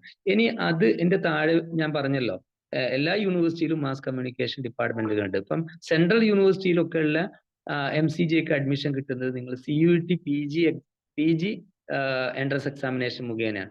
Common university entrance examination four PG. അതായത് ഇന്ത്യയിലുള്ള പിന്നെ സെൻട്രൽ യൂണിവേഴ്സിറ്റിയിലേക്ക്, ഏറ്റവും പ്രധാനപ്പെട്ട യൂണിവേഴ്സിറ്റിയിലേക്കുള്ള PG അഡ്മിഷൻ നടത്തുന്നത് CUT എക്സാമിനേഷൻ മുഖേനയാണ്. ഏത് ഡിഗ്രി കഴിഞ്ഞ ആളുകൾക്കും ആ പരീക്ഷയിൽ പങ്കെടുക്കാം. അത് ജേർണലിസം മാത്രമല്ല, പിന്നെ അത് പൊളിറ്റിക്കൽ സയൻസ് ആണെങ്കിലും സോഷ്യൽ വർക്കിലാണെങ്കിലും MSW ആണെങ്കിലും MA സോഷ്യോളജി ആണെങ്കിലും പിന്നെ MA എക്കണോമിക്സ് ആണെങ്കിലും സെൻട്രൽ യൂണിവേഴ്സിറ്റിയിലുള്ള ഹ്യൂമാനിറ്റീസ് സബ്ജക്റ്റിന് വേണ്ടി എല്ലാ PG ലെവലിലുള്ള ഏറ്റവും പ്രധാനപ്പെട്ട യൂണിവേഴ്സിറ്റിയിലേക്കുള്ള എൻട്രൻസ് എക്സാമിനേഷൻ എന്ന് പറയുന്നത് CUET ആണ്. കോമൺ യൂണിവേഴ്സിറ്റി എൻട്രൻസ് ടെസ്റ്റ് ആണ്. അത് നിങ്ങൾ എഴുതി PG ഡിഗ്രി കഴിഞ്ഞതിന് ശേഷം PGയിലേക്ക് പോയി കഴിഞ്ഞാൽ നിങ്ങൾക്ക് ജേർണലിസം മേഖലയുമായി ബന്ധപ്പെട്ട ജോലിയിലേക്ക് പ്രവേശിക്കാവുന്നതാണ്. അതോടൊപ്പം തന്നെ കേരളത്തിലെ യൂണിവേഴ്സിറ്റികൾ, Kerala university, Calicut university, MG university, കുസാറ്റിൽ ജേർണലിസം ഡിപ്പാർട്ട്മെന്റ് ഉണ്ട്. കുസാറ്റിന് വേറെ എൻട്രൻസ് ആണ്. മറ്റുള്ള പിന്നെ യൂണിവേഴ്സിറ്റികൾക്കൊക്കെ ഒരു എൻട്രൻസ് എക്സാമിനേഷനിലൂടെ തന്നെയാണ് MCJക്കുള്ള അഡ്മിഷൻ കൊടുക്കുന്നത്. അപ്പം MCJ നമ്മൾ ഞാൻ നേരത്തെ പറഞ്ഞ പോലെ ഒരു എയിം സെറ്റ് ചെയ്യുക. ജേർണലിസമാണ് എൻ്റെ ഏറ്റവും ഇഷ്ടപ്പെട്ട ഒരു മേഖല, അതുകൊണ്ട് ഞാൻ സെറ്റ് ചെയ്യുന്നത് ജേർണലിസമാണ്. അതിന് വേണ്ടി ഹ്യൂമാനിറ്റീസ് സെലക്ട് ചെയ്യുക, ഹ്യൂമാനിറ്റീസ് നന്നായി പഠിക്കുക, നല്ല മാർക്ക് വാങ്ങുക. എന്നിട്ട് നിങ്ങൾക്ക് ഹ്യൂമാനിറ്റീസുമായി ബന്ധപ്പെട്ടുകൊണ്ടുള്ള ജേർണലിസത്തിന് പോകാൻ പറ്റുന്ന ഏറ്റവും ഫ്ലെക്സിബിൾ ആയ സബ്ജക്റ്റ് എന്ന് പറയുന്നത് ഒന്നുകിൽ BA ജേർണലിസം, അല്ലെങ്കിൽ BA മാസ് കമ്മ്യൂണിക്കേഷൻ, അല്ലെങ്കിൽ BA ഇംഗ്ലീഷ്, ഇനി അതല്ലെങ്കിൽ BA മലയാളമാണ്. അതാണ് ഏറ്റവും നല്ലത്. ഇനി അതല്ല BA സോഷ്യോളജി കഴിഞ്ഞാലും ജേർണലിസത്തിന് പോകാൻ പറ്റൂല എന്ന് ചോദിച്ചാൽ പോകാം. ജേർണലിസത്തിന് സോഷ്യോളജി കഴിഞ്ഞാലും പോവാം, എക്കണോമിക്സ് കഴിഞ്ഞാലും ഒക്കെ പോവാം. പക്ഷെ ഒന്നും കൂടി നമ്മൾ ആ റൂട്ട് ക്ലിയർ ചെയ്ത് പോകുമ്പോൾ, ഏറ്റവും ഷോർട്ടസ്റ്റ് വേയിൽ പോകുമ്പോൾ ഏതാണ് നമ്മൾക്ക് ഹയർ സ്റ്റഡീസ് പഠിക്കേണ്ടത് അതിന്റെ ഒരു സബ്ജക്റ്റ് തന്നെ ആയിരിക്കണം നമ്മൾ +2 പഠിക്കുന്നതും ഡിഗ്രി പഠിക്കുന്നതും. അതാണ് ഏറ്റവും എളുപ്പം എന്ന് പറയുന്നത്. ഈസി ആയിട്ട് പോവാനും അത് കംപ്ലീറ്റ് ചെയ്യാനും അങ്ങനെ നമ്മൾക്ക് അത് പൂർത്തീകരിക്കാനും കഴിയാം. അപ്പം ഞാൻ ജേർണലിസം പറഞ്ഞു, നല്ലൊരു ഓപ്ഷനാണ് ജേർണലിസം. ഹ്യൂമാനിറ്റീസ് പഠിക്കുന്ന കുട്ടികൾക്ക് നല്ല സാധ്യതയുണ്ട്. ജോലി നല്ല സാധ്യതയുള്ള ഒരു മേഖലയാണ്, നല്ല സ്റ്റാറ്റസ് കിട്ടുന്ന ഒരു ജോലിയാണ്. എവിടെയും കയറി ചെല്ലാം, എവിടെയും അറ്റൻഡ് ചെയ്യാം നമുക്ക് ആ ഒരു പാസ് ഉണ്ടെങ്കിൽ. അപ്പൊ അതിനൊക്കെ കഴിയുന്ന കേരളത്തിലും ഇന്ത്യയിലും വിദേശത്തും ഒക്കെ ജോലി കിട്ടാൻ സാധ്യതയുള്ള ഒരു മേഖലയാണ് ജേർണലിസം എന്ന് പറയുന്നത്. ഹ്യൂമാനിറ്റീസ് ടീമിന് ഏറ്റവും ബെസ്റ്റ് മേഖലയാണ്. പിന്നെ ടീച്ചിങ്, രണ്ടാമത്തെ ഞാൻ പറയുന്നത് ടീച്ചിങ് എന്നുള്ള ഒരു ഹെഡിങ്ങിലാണ്. നമ്മൾ അറിയേണ്ടതാണ്, നമ്മൾ മനസ്സിലാക്കേണ്ടതാണ്. നമ്മൾ വിചാരിക്കും ഹ്യൂമാനിറ്റീസ് കഴിഞ്ഞാൽ പിന്നെ സയൻസ് സബ്ജക്റ്റിനാണല്ലോ ടീച്ചിങ്ങിലൊക്കെ കൂടുതൽ സാധ്യത എന്നുള്ളത് നമ്മൾ ധരിച്ചിട്ടുണ്ടെങ്കിൽ ആ ധാരണ തെറ്റാണ്. നല്ലൊരു സാധ്യത ടീച്ചിങ്ങിലുണ്ട്. ടീച്ചിങ് ഇഷ്ടപ്പെടുന്ന കുട്ടികൾ ഇപ്പോഴും കുറവാണ്. കാരണം ടീച്ചിങ് എന്ന് പറഞ്ഞാൽ നല്ലൊരു പ്രൊഫഷനാണ്. പറയാനുള്ളത് അത് നിങ്ങൾ ഒരു പാഷനായിട്ട് എടുക്കണം എന്നുള്ള, കുറച്ച് കുട്ടികളെങ്കിലും കുറച്ച് സംസാരിക്കാനും കുട്ടികളുമായി ഇന്ററാക്ട് ചെയ്യാനും ഒന്ന് കൂടുതലായി പഠിച്ച് മുന്നോട്ട് പോകാൻ, ഒരു സബ്ജക്റ്റ് കൂടുതലായി പഠിച്ച് മുന്നോട്ട് പോലും അതിൽ ടീച്ചിങ്ങിനുള്ള ഒരു പാഷനും ഇഷ്ടപ്പെടുന്ന കുട്ടികൾ നിർബന്ധമായും തിരഞ്ഞെടുക്കേണ്ട ഒരു മേഖലയാണ് ടീച്ചിങ് എന്ന് പറയുന്നത്. നമ്മൾ വിചാരിക്കും ടീച്ചിങ് എന്ന് പറഞ്ഞാൽ ചെറിയ കുട്ടികളെ പഠിപ്പിക്കുന്നത് മാത്രമാണ്. അതല്ല, ചെറിയ കുട്ടികളെ പഠിപ്പിക്കുന്നത് മാത്രമല്ല, അതിലപ്പുറമായി LPSA, UPSA മാത്രമല്ല ഹൈസ്കൂൾ ടീച്ചർ ആവാം, +2 ടീച്ചർ ആവാം. നിങ്ങളൊക്കെ +2 പഠിക്കുന്ന കുട്ടികൾ ഈ ഗ്രൂപ്പിലുണ്ടെങ്കിൽ, അല്ലെങ്കിൽ നിങ്ങൾ SLC കഴിഞ്ഞ് +2 പഠിക്കാൻ പോകുന്ന കുട്ടികളാണ് ഈ ഗ്രൂപ്പിലുള്ളതെങ്കിൽ, നിങ്ങൾ പഠിക്കാൻ പോകുന്ന അല്ലെങ്കിൽ നിങ്ങൾ പഠിക്കുന്ന +2 പഠിപ്പിക്കുന്ന സബ്ജക്ട് ഹ്യൂമാനിറ്റീസ് സ്ട്രീമിൽ പഠിപ്പിക്കുന്ന സബ്ജക്റ്റിന്റെ എല്ലാ അധ്യാപകരും ഹ്യൂമാനിറ്റീസ് സ്ട്രീമിൽ ഡിഗ്രിയും PGയും B.Edഉം അതോടൊപ്പം ചിലപ്പോൾ നെറ്റും സെറ്റും ഒക്കെ ക്വാളിഫൈ ഉള്ള ആളുകളാണ്. അപ്പൊ ആ രീതിയിലാണ് നമ്മൾ പോകേണ്ടത്. നമുക്ക് +2 ടീച്ചർ ആവാം, കോളേജ് ലെക്ചർ ആവാം, കോളേജ് പ്രൊഫസർ ആവാം. കോളേജ് ലെക്ചർ എന്നല്ല ഇപ്പൊ പറയാം, കോളേജിൽ നിങ്ങൾക്ക് ആദ്യമായി ടീച്ചിങ്ങിന് അവസരം കിട്ടിക്കഴിഞ്ഞാൽ തന്നെ അസിസ്റ്റന്റ് പ്രൊഫസർ എന്നുള്ള ഭയങ്കര നല്ലൊരു പേരാണ് ഉണ്ടാവുക, നല്ലൊരു അഡ്രസ് നമ്മൾ കൂടെ ഉണ്ടാവും. ഇപ്പൊ ഞാൻ സലാമാണെങ്കിൽ, എന്റെ പേര് സലാമാണെങ്കിൽ ഞാൻ കോളേജ് ലെക്ചർ ആയി കഴിഞ്ഞ് കോളേജ് പ്രൊഫസർ ആയി കഴിഞ്ഞാൽ എന്റെ പേരിന്റെ കൂടെ അസിസ്റ്റന്റ് പ്രൊഫസർ സലാം എന്നാണ് ഉണ്ടാവുക, അബ്ദുസലാം എന്നാണ് ഉണ്ടാവുക. അപ്പൊ നിങ്ങളാണെങ്കിലും അങ്ങനെ തന്നെ. അപ്പൊ ആ രീതിയിൽ നല്ല ഒരു ഓപ്ഷനാണ് ടീച്ചിങ് എന്ന് പറയുന്നത്. ഹ്യൂമാനിറ്റീസ് സബ്ജക്ട് നിങ്ങൾ ഏതാണോ പഠിക്കുന്നത്, ഏത് കോമ്പിനേഷൻ പഠിച്ചാലും അതിൽ കോമ്പിനേഷൻ പഠിക്കുന്ന ഓരോ സബ്ജക്റ്റും നിങ്ങൾക്ക് ഇഷ്ടപ്പെട്ട് കഴിഞ്ഞാൽ നിങ്ങൾക്ക് എന്താവാം, നിങ്ങൾക്ക് അതിന്റെ ഡിഗ്രി എടുക്കാം. ഡിഗ്രി എടുത്തതിന് ശേഷം നിങ്ങൾക്ക് B.Ed ചെയ്യാം. B.Ed ചെയ്യുന്നതിന് മുമ്പായിട്ട് വേണമെങ്കിൽ നിങ്ങൾക്ക് PG ചെയ്യാം. B.Ed ചെയ്യുന്നതിന് മുമ്പായിട്ട് തന്നെ നിങ്ങൾക്ക് വേണമെങ്കിൽ നെറ്റ് എക്സാമിനേഷൻ എഴുതാം. നാഷണൽ എലിജിബിലിറ്റി ടെസ്റ്റ് എന്ന് പറയാം. ഈ നെറ്റ് എക്സാമിനേഷൻ ക്വാളിഫൈ ചെയ്താൽ ഇന്ത്യയിലുള്ള എല്ലാ യൂണിവേഴ്സിറ്റിയിലും നിങ്ങൾക്ക് അസിസ്റ്റന്റ് പ്രൊഫസർ ആവാനുള്ള യോഗ്യത കിട്ടി. അതിന് B.Edന്റെ ആവശ്യമില്ല, നിങ്ങൾക്ക് ഡിഗ്രി PG മതി. ഇപ്പോൾ ഫോർ എക്സാമ്പിൾ എക്കണോമിക്സ്, നിങ്ങൾ പിന്നെ ഹ്യൂമാനിറ്റീസ് പഠിച്ചു, എക്കണോമിക്സ് സ്പെഷ്യലൈസേഷൻ ചെയ്ത് BA എക്കണോമിക്സ് കഴിഞ്ഞു, MA എക്കണോമിക്സ് കഴിഞ്ഞു. നിങ്ങൾക്ക് എക്കണോമിക്സുമായി ബന്ധപ്പെട്ട സബ്ജക്റ്റിൽ നിങ്ങൾക്ക് എന്ത് ചെയ്യാം, നെറ്റ് പരീക്ഷ എഴുതാം. നെറ്റ് പരീക്ഷ നിങ്ങൾ ക്വാളിഫൈ ചെയ്താൽ government arts and science college കോഴിക്കോടോ ഫറൂഖ് കോളേജിലോ മറ്റുള്ള എയ്ഡഡ് ഓർ ഗവൺമെന്റ് കോളേജിലൊക്കെ തന്നെയും അസിസ്റ്റന്റ് പ്രൊഫസർ എക്കണോമിക്സ് ഡിപ്പാർട്ട്മെന്റിൽ ആവാനുള്ള യോഗ്യത നിങ്ങൾ നേടിക്കഴിഞ്ഞു. അപ്പൊ ആ രീതിയിൽ നമ്മളൊന്ന് പ്ലാൻ ചെയ്യണം. അതാണ് ഞാൻ നേരത്തെ പറഞ്ഞത്, നമ്മുടെ കഴിവ്, താല്പര്യം, പിന്നെ നമ്മുടെ പേഴ്സണാലിറ്റി എന്നൊക്കെ ഞാൻ സൂചിപ്പിച്ചത്. അങ്ങനെ ഒരു ഗോൾ സെറ്റ് ചെയ്യണം എന്ന് പറഞ്ഞത് ഞാൻ അതാണ്. അപ്പം ടീച്ചിങ്ങിൽ കോളേജ് പ്രൊഫസർ ആവണമെങ്കിൽ ഡിഗ്രി PG, അത് എനി സബ്ജക്ട്, സോഷ്യോളജി ആണെങ്കിൽ സോഷ്യോളജി, ഇംഗ്ലീഷ് ആണെങ്കിൽ ഇംഗ്ലീഷ് PG, പിന്നെ നെറ്റ് പരീക്ഷ കോമൺ ആയിട്ട് എഴുതുക. ആ പരീക്ഷ എഴുതി കഴിഞ്ഞാലാണ് അസിസ്റ്റന്റ് പ്രൊഫസർ ആവാൻ പറ്റുക. ഇനി എല്ലാ സബ്ജക്റ്റും പറയാനുള്ള സമയം ഇവിടെ അല്ല, അതുകൊണ്ടാണ് കോളേജ് പ്രൊഫസർ ആവാനുള്ള ഒരു ടീച്ചിങ്ങിലേക്ക് പോകാനുള്ള ഒരു റൂട്ട് ഞാൻ പറയുന്നത്. ഇനി അതിന്റെ തൊട്ട് താഴെയാണ് +2 ടീച്ചർ എന്ന് പറയുന്നത്. +2 ടീച്ചർ ആവണമെങ്കിൽ PG കഴിയണം, അതോടൊപ്പം B.Edഉം നിർബന്ധമാണ്. ഇനിയുള്ള സമയത്ത് നമുക്ക് ഇതുവരെ ഡിഗ്രി കഴിഞ്ഞ് B.Ed 2 വർഷമായിരുന്നു. പക്ഷേ ഈ കഴിഞ്ഞ വർഷം മുതൽ NEP-യുടെ ഭാഗമായിട്ട് അതൊന്ന് ഒന്ന് ഇന്റഗ്രേറ്റ് ചെയ്തിട്ടുണ്ട്. നമുക്ക് ഡിഗ്രി വിത്ത് BEd ചെയ്യാം 4 വർഷം കൊണ്ട്. അപ്പൊ അതുകൊണ്ട് നമുക്ക് 3, 2, 5 വർഷമുള്ള 1 വർഷം ലാഭിക്കാം. ഡിഗ്രി വിത്ത് BEd ചെയ്യാം. ഇനി അതല്ല, ഡിഗ്രി കഴിഞ്ഞതിന് ശേഷം തന്നെ 1 വർഷം BEd കോഴ്സ് ഡിസൈൻ ചെയ്ത് വരുന്നുണ്ട് എന്നാണ് പറയുന്നത്. അത് ഇംപ്ലിമെന്റ് ചെയ്തിട്ടില്ല, മിക്കവാറും അടുത്ത വർഷം മുതൽ അത് അങ്ങനെ തന്നെ ആവാൻ സാധ്യതയുണ്ട്. അപ്പോ ഡിഗ്രി കഴിഞ്ഞതിന് ശേഷം 1 വർഷം BEd ചെയ്യാം. എന്നിട്ട് നിങ്ങൾക്ക് PGയും കൂടി, അതേ സബ്ജക്റ്റിൽ PGയും കൂടി, ഇപ്പൊ ഉദാഹരണത്തിന് ഹിസ്റ്ററി ആണെങ്കിൽ MA ഹിസ്റ്ററി കഴിഞ്ഞതിന് ശേഷം നിങ്ങൾ BEdും കൂടി ഉണ്ടെങ്കിൽ നിങ്ങൾക്ക് എന്ത് ചെയ്യാം, +2 ടീച്ചർ ആവാം. അതിന് വേണ്ടി എഴുതേണ്ട ഒരു കോമ്പറ്റീറ്റീവ് എക്സാമിനേഷൻ ആണ് സെറ്റ് പരീക്ഷ എന്ന് പറയുന്നത്. നാഷണൽ എലിജിബിലിറ്റി ടെസ്റ്റ് ആണ് നെറ്റ്, സ്റ്റേറ്റ് എലിജിബിലിറ്റി ടെസ്റ്റ് ആണ് സെറ്റ് എന്ന് പറയുന്നത്. ആ സെറ്റ് പരീക്ഷയും കൂടി ക്വാളിഫൈ ചെയ്താൽ നിങ്ങൾക്ക് എന്ത് ചെയ്യാം, +2 ടീച്ചർ ആവാം. നല്ലൊരു ഓപ്ഷനാണ്, നല്ല സാലറിയാണ്. ജൂനിയർ ആയിട്ട് തന്നെ 10-50,000 രൂപ സ്റ്റാർട്ടിങ് ശമ്പളം ഉണ്ടാവും. പിന്നെ സീനിയർ ആയി കഴിഞ്ഞാൽ 70,000-80,000 ഉണ്ടാവും. ഗസ്റ്റ് റാങ്ക് ആണ്. പിന്നെ പ്രിൻസിപ്പൽ ആവാം, റീജിയണൽ പിന്നെ ഡയറക്ടർ ആവാം. പിന്നെ അതിന് ശേഷം അങ്ങനെ തന്നെ ഡയറക്ടറൊക്കെ ആ പ്രൊമോഷൻ ആ രീതിയിലൊക്കെ തന്നെ ഉണ്ട്. നമ്മളൊരു പോസ്റ്റിൽ കയറി കഴിഞ്ഞാൽ ആ പോസ്റ്റിൽ തന്നെ നിൽക്കേണ്ട, പ്രൊമോഷനായിട്ട് അങ്ങനെ പോകാനുള്ള ഒരു സാധ്യതകൾ കൂടിയുണ്ട്. അപ്പം ടീച്ചിങ് +2. ഇനി ഹൈസ്കൂൾ ടീച്ചർ, നിങ്ങൾ PG ചെയ്തിട്ടില്ല, നിങ്ങൾ ഡിഗ്രി വിത്ത് BEd ആണ് ചെയ്തതെങ്കിൽ നിങ്ങൾക്ക് ഹൈസ്കൂൾ, നിങ്ങൾ ഇപ്പോൾ പഠിച്ചുകൊണ്ടിരിക്കുന്ന 8ലും 9ലും അല്ലെ നേരത്തെ പഠിച്ച 8ലും 9ലും 10ലും ഒക്കെ നിങ്ങൾക്ക് ഹിസ്റ്ററി സബ്ജക്ട് എടുക്കാൻ നിങ്ങൾക്ക് ഈ ഡിഗ്രി വിത്ത് PG കഴിഞ്ഞാലാണ് കഴിയുക. ഹിസ്റ്ററി സബ്ജക്ട് സോഷ്യൽ സയൻസുമായി ബന്ധപ്പെട്ട സബ്ജക്ട് എടുക്കാൻ ഡിഗ്രി ഹ്യൂമാനിറ്റി സബ്ജക്റ്റിലെ ഡിഗ്രി വിത്ത് BEd പഠിച്ചാലാണ് നിങ്ങൾക്ക് ഹൈസ്കൂൾ ടീച്ചർ. നല്ല ശമ്പളമാണ്, നല്ലൊരു പോസ്റ്റാണ്, നല്ലൊരു ജോലിയാണ് ഹൈസ്കൂൾ ടീച്ചർ എന്ന് പറയുന്നത്. ഇനി അതിന്റെ താഴെ നിങ്ങൾക്ക് BEd ചെയ്ത് കഴിഞ്ഞാൽ തന്നെ UPSA ആവാം, പിന്നെ അപ്പർ പ്രൈമറി സ്കൂൾ അസിസ്റ്റന്റ് എന്ന് പറയും, UPSA.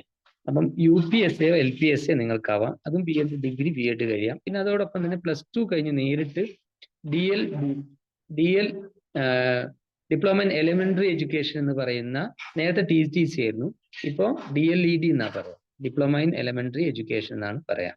അപ്പൊ ഈ ഡിപ്ലോമ ഇൻ എലിമെന്ററി എഡ്യൂക്കേഷൻ 2 വർഷം പഠിച്ചാൽ നിങ്ങൾക്ക് LP സ്കൂളൊക്കെ ടീച്ചറായി മാറാൻ കഴിയും. പക്ഷെ അത് 2030 കൂടി TTC എന്ന് പറയുന്ന കോഴ്സ് നിർത്തലാക്കും എന്നുള്ള ഒരു സൂചനകളൊക്കെ വന്നിട്ടുണ്ട്. അപ്പം ടീച്ചിങ്ങിലേക്ക് പോകാൻ താല്പര്യമുള്ള കുട്ടികൾ നിർബന്ധമായും ചെയ്യാൻ പറ്റുന്നത് നല്ലത് ഇപ്പോഴും BEd തന്നെയാണ്. അപ്പൊ ടീച്ചിങ്ങിലും ഹ്യൂമാനിറ്റീസ് സബ്ജക്റ്റിന് നല്ലൊരു സാധ്യത ഉണ്ട് എന്നുള്ളതാണ് ഞാൻ സൂചിപ്പിക്കുന്നത്. ഇനി ലാംഗ്വേജ് സ്റ്റഡീസ് നമ്മൾ വിചാരിക്കും, ലാംഗ്വേജ് സ്റ്റഡീസ് എന്ന് പറഞ്ഞാൽ ഏത് ഗ്രൂപ്പുകാർക്കും പറ്റുമല്ലോ എന്ന് പറയാം. സോഷ്യൽ വർക്ക് ഞാൻ പറയുന്നുണ്ട്, അതിന് ശേഷം പറയുന്നുണ്ട്, കാരണം ചോദിച്ചിട്ടുണ്ട്, ഞാൻ ഓരോന്നും ഇങ്ങനെ 1 by 1 ആയിട്ട് പറയാം. പിന്നെ ലാംഗ്വേജ് സ്റ്റഡീസ് പഠിക്കാനാണ് നിങ്ങൾ ഉദ്ദേശിക്കുന്നതെങ്കിൽ നിങ്ങൾക്ക് നല്ല ഗ്രൂപ്പ് ഹ്യൂമാനിറ്റീസ് ആണ്. വെറുതെ സയൻസ് ഒക്കെ പഠിച്ച് അല്ലെ കൊമേഴ്സ് ഒക്കെ പഠിച്ച് പിന്നെ ലാംഗ്വേജ് സ്റ്റഡീസിലേക്ക് മാറണ്ട. ലാംഗ്വേജ് ആണ് നിങ്ങളുടെ താല്പര്യമെങ്കിൽ ഏറ്റവും നല്ല ഫ്ലെക്സിബിൾ ആയ ഗ്രൂപ്പ് ഹ്യൂമാനിറ്റീസ് തന്നെയാണ്.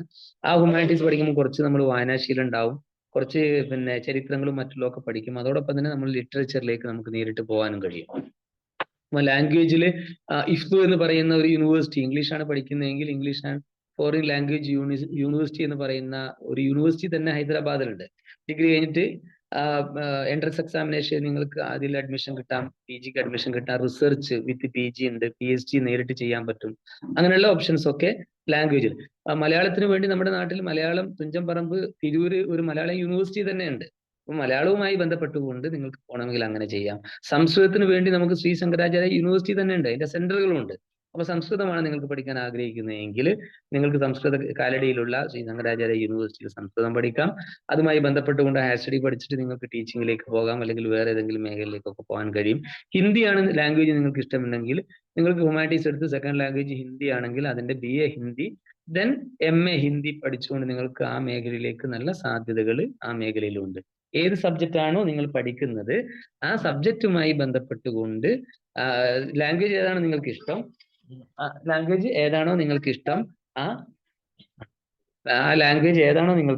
ആ ലാംഗ്വേജുമായി ബന്ധപ്പെട്ടുകൊണ്ട് നിങ്ങൾക്ക് മുന്നോട്ട് പോവാൻ കഴിയുന്നതാണ്. അതിനും ഏറ്റവും ആപ്റ്റായ ഒരു ഗ്രൂപ്പ് ഏതെന്ന് ചോദിച്ചാൽ ഹ്യൂമാനിറ്റി സബ്ജക്റ്റ് എടുത്ത് ലാംഗ്വേജിലേക്ക് പോകുന്നതാണ് നല്ലത്. ഇനി ഹ്യൂമാനിറ്റി സബ്ജക്റ്റിന് ഞാൻ നേരത്തെ പറഞ്ഞ ഏറ്റവും ആപ്റ്റായ ഒരു മേഖലയാണ്, മറ്റതൊക്കെ ആപ്റ്റ് തന്നെയാണ്, എന്നാലും ഏറ്റവും ഉയർന്ന മേഖലയിലേക്ക് എത്താൻ പറ്റുന്ന ഒരു മേഖലയാണ് ലോ എന്ന് പറയുന്നത്. പ്രത്യേകം നിങ്ങൾ ശ്രദ്ധിക്കുക, ലോ എന്ന് പറയുന്നതിൽ ഏറ്റവും ഫ്ലെക്സിബിൾ ആയ ഗ്രൂപ്പ് ശരിക്കും ഹ്യൂമാനിറ്റീസ് ആണ്. സയൻസ് കഴിഞ്ഞാലും കൊമേഴ്സ് കഴിഞ്ഞാലൊക്കെ ലോ എൻട്രൻസ് എക്സാമിനേഷൻ എഴുതാം. പക്ഷെ കൂടുതൽ കുട്ടികൾ ക്വാളിഫൈ ചെയ്യുന്നത്, ലോയിൽ ക്വാളിഫൈ ചെയ്യുന്നത് പിന്നെ ഹ്യൂമാനിറ്റീസ് സ്ട്രീമിൽ വന്ന കുട്ടികളാണ്. അത് എന്താന്ന് വെച്ചാൽ അതിന്റെ ഹിസ്റ്ററി, പിന്നെ സബ്ജക്റ്റുകൾ, പൊളിറ്റിക്കൽ സയൻസോ അല്ലെങ്കിൽ ഇക്കണോമിക്സോ മറ്റുള്ള സബ്ജക്റ്റുകളോ ഒന്നും കൂടി ഒന്ന് വായനാശീലമൊക്കെ ഉള്ള, നിയമങ്ങൾ പഠിക്കാൻ ഇഷ്ടമുള്ള കുട്ടികൾ ആവുന്നത് ഹ്യൂമാനിറ്റീസ് സബ്ജക്ട് പഠിക്കുന്ന കുട്ടികളാണ്. അതുകൊണ്ടാണ് ഞാൻ സൂചിപ്പിച്ചത്. ലോ എന്ന് പറയുന്നതിൽ നിങ്ങൾ നോട്ട് ചെയ്യേണ്ട കാര്യം, നമ്മൾ പറയും ലോ പഠിച്ചാൽ എന്താ ജോലി കിട്ടുക, അഡ്വക്കേറ്റ് ആയി പ്രാക്ടീസ് ചെയ്യാൻ ഒന്നും കിട്ടൂലല്ലോ, ചെറിയ ശമ്പളം കിട്ടുക. അതല്ല അതിന്റെ യഥാർത്ഥത്തിലുള്ള മേഖല എന്ന് പറയുന്നത്. ലോ എന്ന് പറയുന്നതിൽ നിങ്ങളുടെ, ഞാൻ നേരത്തെ സൂചിപ്പിച്ച ഒരു ആഗ്രഹം നിങ്ങൾക്കുണ്ടെങ്കിൽ, കഴിവ് നിങ്ങൾക്കുണ്ടെങ്കിൽ, നിങ്ങൾ ആദ്യമേ നിങ്ങളുടെ മനസ്സിലേക്ക് വേണ്ടത് ഡൽഹിയിലെ നാഷണൽ ലോ യൂണിവേഴ്സിറ്റിയെ കുറിച്ചാണ്. നാഷണൽ ലോ യൂണിവേഴ്സിറ്റിയിൽ എയിലെറ്റ് എന്ന് പറയുന്ന all India law entrance test എന്ന് പറയുന്ന ഒരു എക്സാമിനേഷൻ എഴുതി കഴിഞ്ഞാൽ, ഹ്യൂമാനിറ്റീസ് ടീമിനാണ് ഏറ്റവും നന്നായിട്ട് അത് പെർഫോം ചെയ്യാൻ പറ്റുക. +2 കഴിഞ്ഞതിന് ശേഷം all India law entrance test, അതിന് ഒരു പക്ഷേ കോച്ചിങ്ങിന് പോകേണ്ടി വരും. ഇപ്പൊ മെഡിസിനൊക്കെ കിട്ടാൻ കോച്ചിങ്ങിന് പോകാറില്ല. പക്ഷെ നമ്മൾ ഹ്യൂമാനിറ്റീസുകാർ ഈ കോച്ചിങ്ങിനെ കുറിച്ച് അധികം ആലോചിക്കാറില്ല. അതുകൊണ്ടാണ്.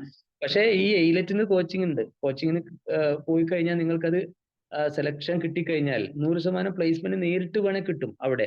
കാരണം കോപ്പറേറ്റീവ് ലോ ഒക്കെ പഠിക്കുന്ന കുട്ടികൾക്ക്, അല്ലെങ്കിൽ BBA LLB പോലുള്ള കോഴ്സ്, ഇന്റഗ്രേറ്റഡ് കോഴ്സ് ഒക്കെ പഠിക്കുന്ന കുട്ടികൾക്ക് നേരിട്ട് കമ്പനികളിൽ ലീഗൽ അഡ്വൈസർ ആയിട്ടും HR മാനേജറായിട്ടുള്ള നേരിട്ട് പ്ലേസ്മെന്റ് ഉണ്ട്. അങ്ങനെ ലോ ബാക്ക്ഗ്രൗണ്ടുള്ള ആളുകളെയാണ് MBA ബാക്ക്ഗ്രൗണ്ടുള്ള ആളുകളെക്കാളും കമ്പനി പ്രിഫർ ചെയ്യുന്നത്. കാരണം എന്താ വെച്ചാൽ കോപ്പറേറ്റീവ് കമ്പനികളൊക്കെ ലേബർ ലോ കൂടുതലായിട്ട് പഠിക്കുന്ന ആളുകൾ, ലേബറുമായി ബന്ധപ്പെട്ടുകൊണ്ടുള്ള HR ചെയ്യാൻ പറ്റുന്ന, ഹ്യൂമൻ റിസോഴ്സ് ചെയ്യാൻ പറ്റുന്ന ആളുകൾ ഒന്നും കൂടി ലോ ബാക്ക്ഗ്രൗണ്ടുള്ള കുട്ടികളായിരിക്കും. അതുകൊണ്ട് തന്നെ MBAക്ക് പകരമായി ഈ നാഷണൽ ലോ യൂണിവേഴ്സിറ്റി ഡൽഹിയിൽ എയിലെറ്റ് ഒക്കെ എഴുതി കിട്ടുന്ന കുട്ടികളെ 100% തന്നെ പ്ലേസ്മെന്റ് ആ മേഖലയിൽ കൊടുക്കുന്നുണ്ട് എന്നുള്ളതാണ്. അതോടൊപ്പം തന്നെ നിങ്ങൾ ചേർത്ത് മനസ്സിലാക്കേണ്ട ഒരു എക്സാമാണ് കോമൺ ലോ അഡ്മിഷൻ ടെസ്റ്റ് എന്ന് പറയുന്ന പരീക്ഷ. ക്ലാറ്റ് എന്ന് പറയുന്ന ഒരു എക്സാമിനേഷൻ ഉണ്ട്. എയിലെറ്റ് ഞാൻ പറഞ്ഞു. ക്ലാറ്റ് എന്ന് പറയുന്ന എക്സാമിനേഷനിൽ 24ഓളം നാഷണൽ ലോ യൂണിവേഴ്സിറ്റികൾ വേറെ ഉണ്ട്. അതിലൊന്ന് നമ്മുടെ പിന്നെ നുവാൽസ്, പിന്നെ കളമശ്ശേരിയുള്ള ലോ യൂണിവേഴ്സിറ്റി, പിന്നെ national law school Bangalore, law academy ഹൈദരാബാദിലെ ലോ അക്കാഡമി. ഇതൊക്കെ നല്ല യൂണിവേഴ്സിറ്റികളാണ്. മീൻസ് പിന്നെ ലോ പിന്നെ എക്സാമിനേഷൻ LLB കോഴ്സും LLM കോഴ്സും നടക്കുന്ന ലോ യൂണിവേഴ്സിറ്റികളാണ്. ഇവിടെ നമുക്ക് അഡ്മിഷൻ കിട്ടണമെങ്കിൽ ക്ലാറ്റ് എന്ന്, കോമൺ ലോ അഡ്മിഷൻ ടെസ്റ്റ് എന്ന് പറയുന്ന ക്ലാറ്റ് എന്ന് പറയുന്ന ഒരു എൻട്രൻസ് എക്സാമിനേഷൻ ആണ് എഴുതേണ്ടത്. ആ ക്ലാറ്റ് എന്ന് പറയുന്ന എൻട്രൻസ് എക്സാമിനേഷൻ എഴുതാൻ ഏറ്റവും നല്ല കുട്ടികളാണ് ശരിക്കും ഹ്യൂമാനിറ്റീസ് കഴിഞ്ഞ കുട്ടികൾ എന്ന് പറയുന്നത്. അപ്പൊ എയിലെറ്റോ ക്ലാറ്റോ നിങ്ങൾ എഴുതിയിട്ടുണ്ടെങ്കിൽ നിങ്ങൾക്ക് ജോലി ഉറപ്പാണ്. ഞാൻ നേരത്തെ പറഞ്ഞ ആ രീതിയിൽ നിങ്ങൾക്ക് ഇത്തരം സ്ഥാപനങ്ങളിൽ അഡ്മിഷൻ കിട്ടിക്കഴിഞ്ഞാൽ നേരിട്ട് അങ്ങനെ ജോലിക്ക് പോകുന്ന താല്പര്യമുള്ള ആളുകൾക്ക്, ഇനി അതല്ല നിങ്ങൾക്ക് പ്രാക്ടീസ് ചെയ്യുന്ന ആളുകൾക്ക് അവർലി 40 lakhs ഒക്കെ വാങ്ങുന്ന അഡ്വക്കേറ്റുമാരല്ലേ, 30 lakhs 40 lakhs ഒക്കെ ഒരു മണിക്കൂറിന് വേണ്ടി വാങ്ങുന്ന അഡ്വക്കേറ്റുമാരുണ്ട്. ഭയങ്കര സാലറിയാണ്, ചോദിക്കുന്ന പൈസ കൊടുക്കുന്നത്. മാത്രമല്ല ജുഡീഷ്യറി എന്ന് പറയുന്ന ഒരു മേഖല നമുക്കറിയാം. ഹൈക്കോടതി ജഡ്ജിമാര്, പിന്നെ സുപ്രീം കോടതി ജഡ്ജിമാര്, ഇന്ത്യയിലെ ഏറ്റവും നല്ല ഒരു എന്താ പറയാ, ഒരു എക്സിക്യൂട്ടീവ് പദവിയുള്ള ഭയങ്കര പിന്നെ അംഗീകാരമുള്ള ഒരു മേഖലയാണ്, അല്ലെങ്കിൽ ഒരു ഏരിയയാണ് ജഡ്ജിമാർ എന്ന് പറയുന്നത്.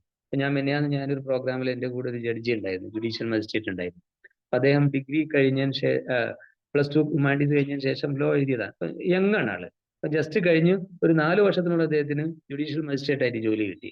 അതിന് മജിസ്ട്രേറ്റിന്റെ പരീക്ഷ എഴുതി കിട്ടി. നല്ല പദവിയാണ്, നല്ല അംഗീകാരമാണ്, നല്ല സാലറിയാണ്. പിന്നെ അപ്പൊ ഇന്ത്യയിലൊക്കെ ഏറ്റവും ആദ്യമായിട്ട് അതിന്റെ DA ഒക്കെ ഗവൺമെന്റ് ജോലിക്കാർക്ക് പ്രഖ്യാപിച്ചു കഴിഞ്ഞാൽ അത് കിട്ടുന്നത് പിന്നെ ജഡ്ജിമാർക്കാണ്. അത് കഴിഞ്ഞതിന് ശേഷം ബാക്കിയുള്ളവർക്കൊക്കെ പിന്നീട്. സാധാരണ സർക്കാർ ജോലിക്കാർക്കുള്ള DA ഒന്നും ഇപ്പോഴും പ്രഖ്യാപിച്ചിട്ടില്ല, മറ്റുള്ള കളക്ടറേറ്റിലൊക്കെ ജോലി ചെയ്യുന്ന ആളുകൾ. അപ്പൊ ഞാൻ സൂചിപ്പിക്കുന്നത് നല്ല ഒരു ഏരിയയാണ്. കുറച്ച് പിന്നെ വായനാശീലം, അതോടൊപ്പം തന്നെ നിയമങ്ങൾ പഠിക്കാൻ താല്പര്യമുള്ള കുട്ടികൾക്ക് നല്ലൊരു ഏരിയയാണ് ലോ എന്ന് പറയുന്നത്. അവർ എഴുതേണ്ട പരീക്ഷ എയിലെറ്റ്, പിന്നെ ക്ലാറ്റ്, പിന്നെ കേരളത്തിലെ ഗവൺമെന്റ് കോഴിക്കോടൊക്കെ ഉള്ള എറണാകുളത്തും തിരുവനന്തപുരത്തൊക്കെ ഉള്ള ലോ കോളേജുകൾ, ഗവൺമെന്റ് ലോ കോളേജുകൾ, അവിടെ കിട്ടാൻ നിങ്ങൾ എഴുതേണ്ടത് കേരള ലോ എൻട്രൻസ് എക്സാമിനേഷൻ ആണ്. അപ്പം മറ്റേന്റെ അത്ര തന്നെ ടഫ് ഉണ്ടാവില്ല, ഒന്നും കൂടി ഈസി ആയിരിക്കും കേരള ലോ. മറ്റേത് എഴുതി നോക്കുക, കിട്ടിയില്ലെങ്കിൽ കേരളത്തിൽ എഴുതുക, എന്നിട്ട് ലോ പഠിക്കുക.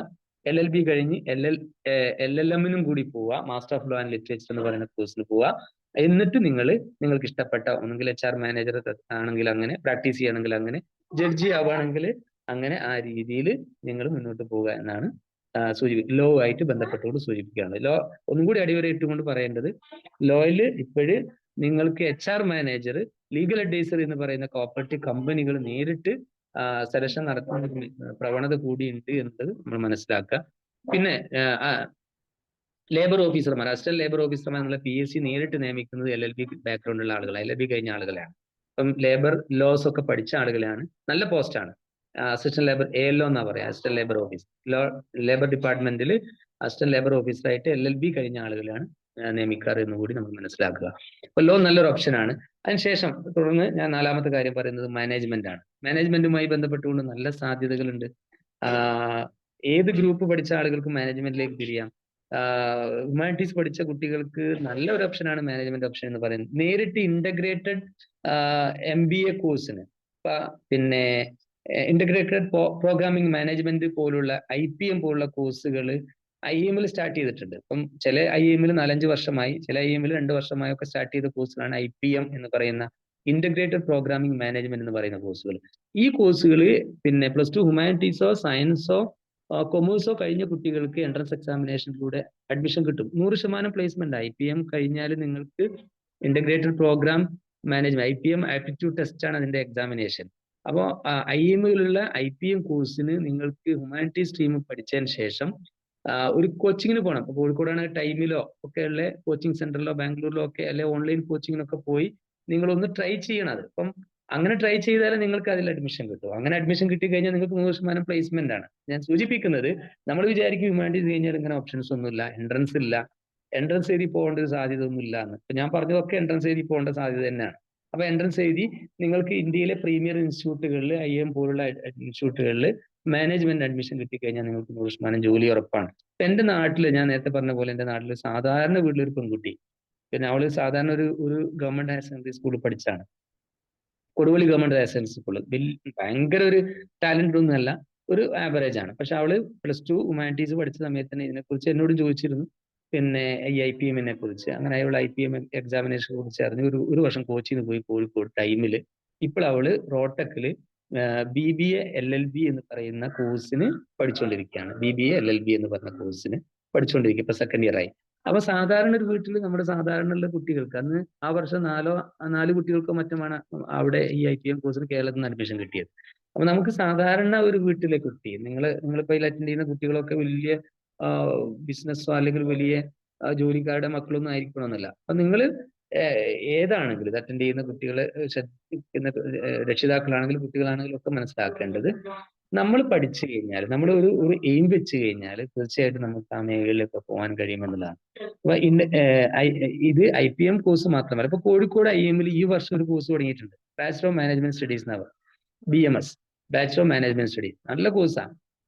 4 വർഷത്തെ ഒരു ഓണർ കോഴ്സാണ്. നേരത്തെ ഇപ്പൊ 4 വർഷമാക്കിയുള്ള ഡിഗ്രി ഒക്കെ അതേ രൂപത്തിൽ തന്നെ.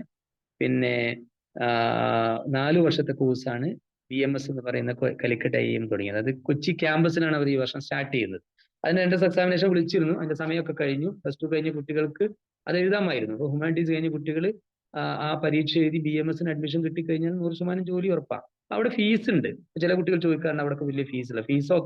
ഫീസിന്റെ നിങ്ങൾക്ക് 6 lakhs ഒക്കെ പെർ ആനുവം ഫീസ് ഉണ്ട്. അത് നിങ്ങൾക്ക് അവിടെ തന്നെ ബാങ്ക് തരും. നിങ്ങൾക്ക് ജോലി കിട്ടിയിട്ട് അടിച്ചാൽ മതി.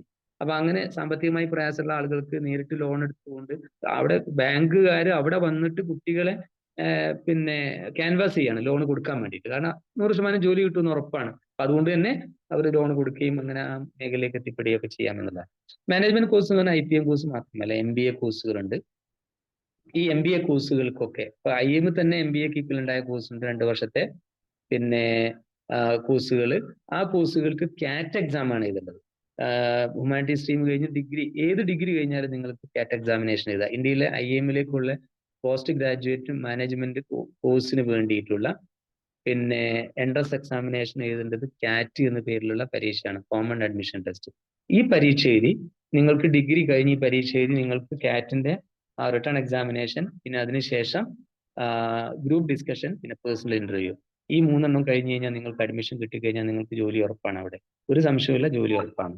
പിന്നെ CAT മുഖേന കിട്ടി IIM നിങ്ങൾ PG MBA കോഴ്സ് പഠിച്ചു കഴിഞ്ഞാൽ നിങ്ങൾക്ക് 100% ജോലി ഉറപ്പ് എന്നാണ് ഞാൻ സൂചിപ്പിക്കുന്നത്. ഇനി അവിടെ മാത്രമല്ല, നിങ്ങൾ അറിയേണ്ട കാര്യം, എല്ലാ യൂണിവേഴ്സിറ്റിയിലും പിന്നെ മാനേജ്മെന്റ് ഡിപ്പാർട്ട്മെന്റ്, നമ്മൾ കാലിക്കറ്റ് യൂണിവേഴ്സിറ്റി മാനേജ്മെന്റ് ഡിപ്പാർട്ട്മെന്റ് ഉണ്ട്, കുസാറ്റിലുണ്ട്, MG യൂണിവേഴ്സിറ്റി, കേരള യൂണിവേഴ്സിറ്റിയിലുണ്ട്, ഒക്കെ മാനേജ്മെന്റ് ഡിപ്പാർട്ട്മെന്റുകളുണ്ട്. ഈ മാനേജ്മെന്റ് ഡിപ്പാർട്ട്മെന്റുകളൊക്കെ MBA കോഴ്സുകളുണ്ട്.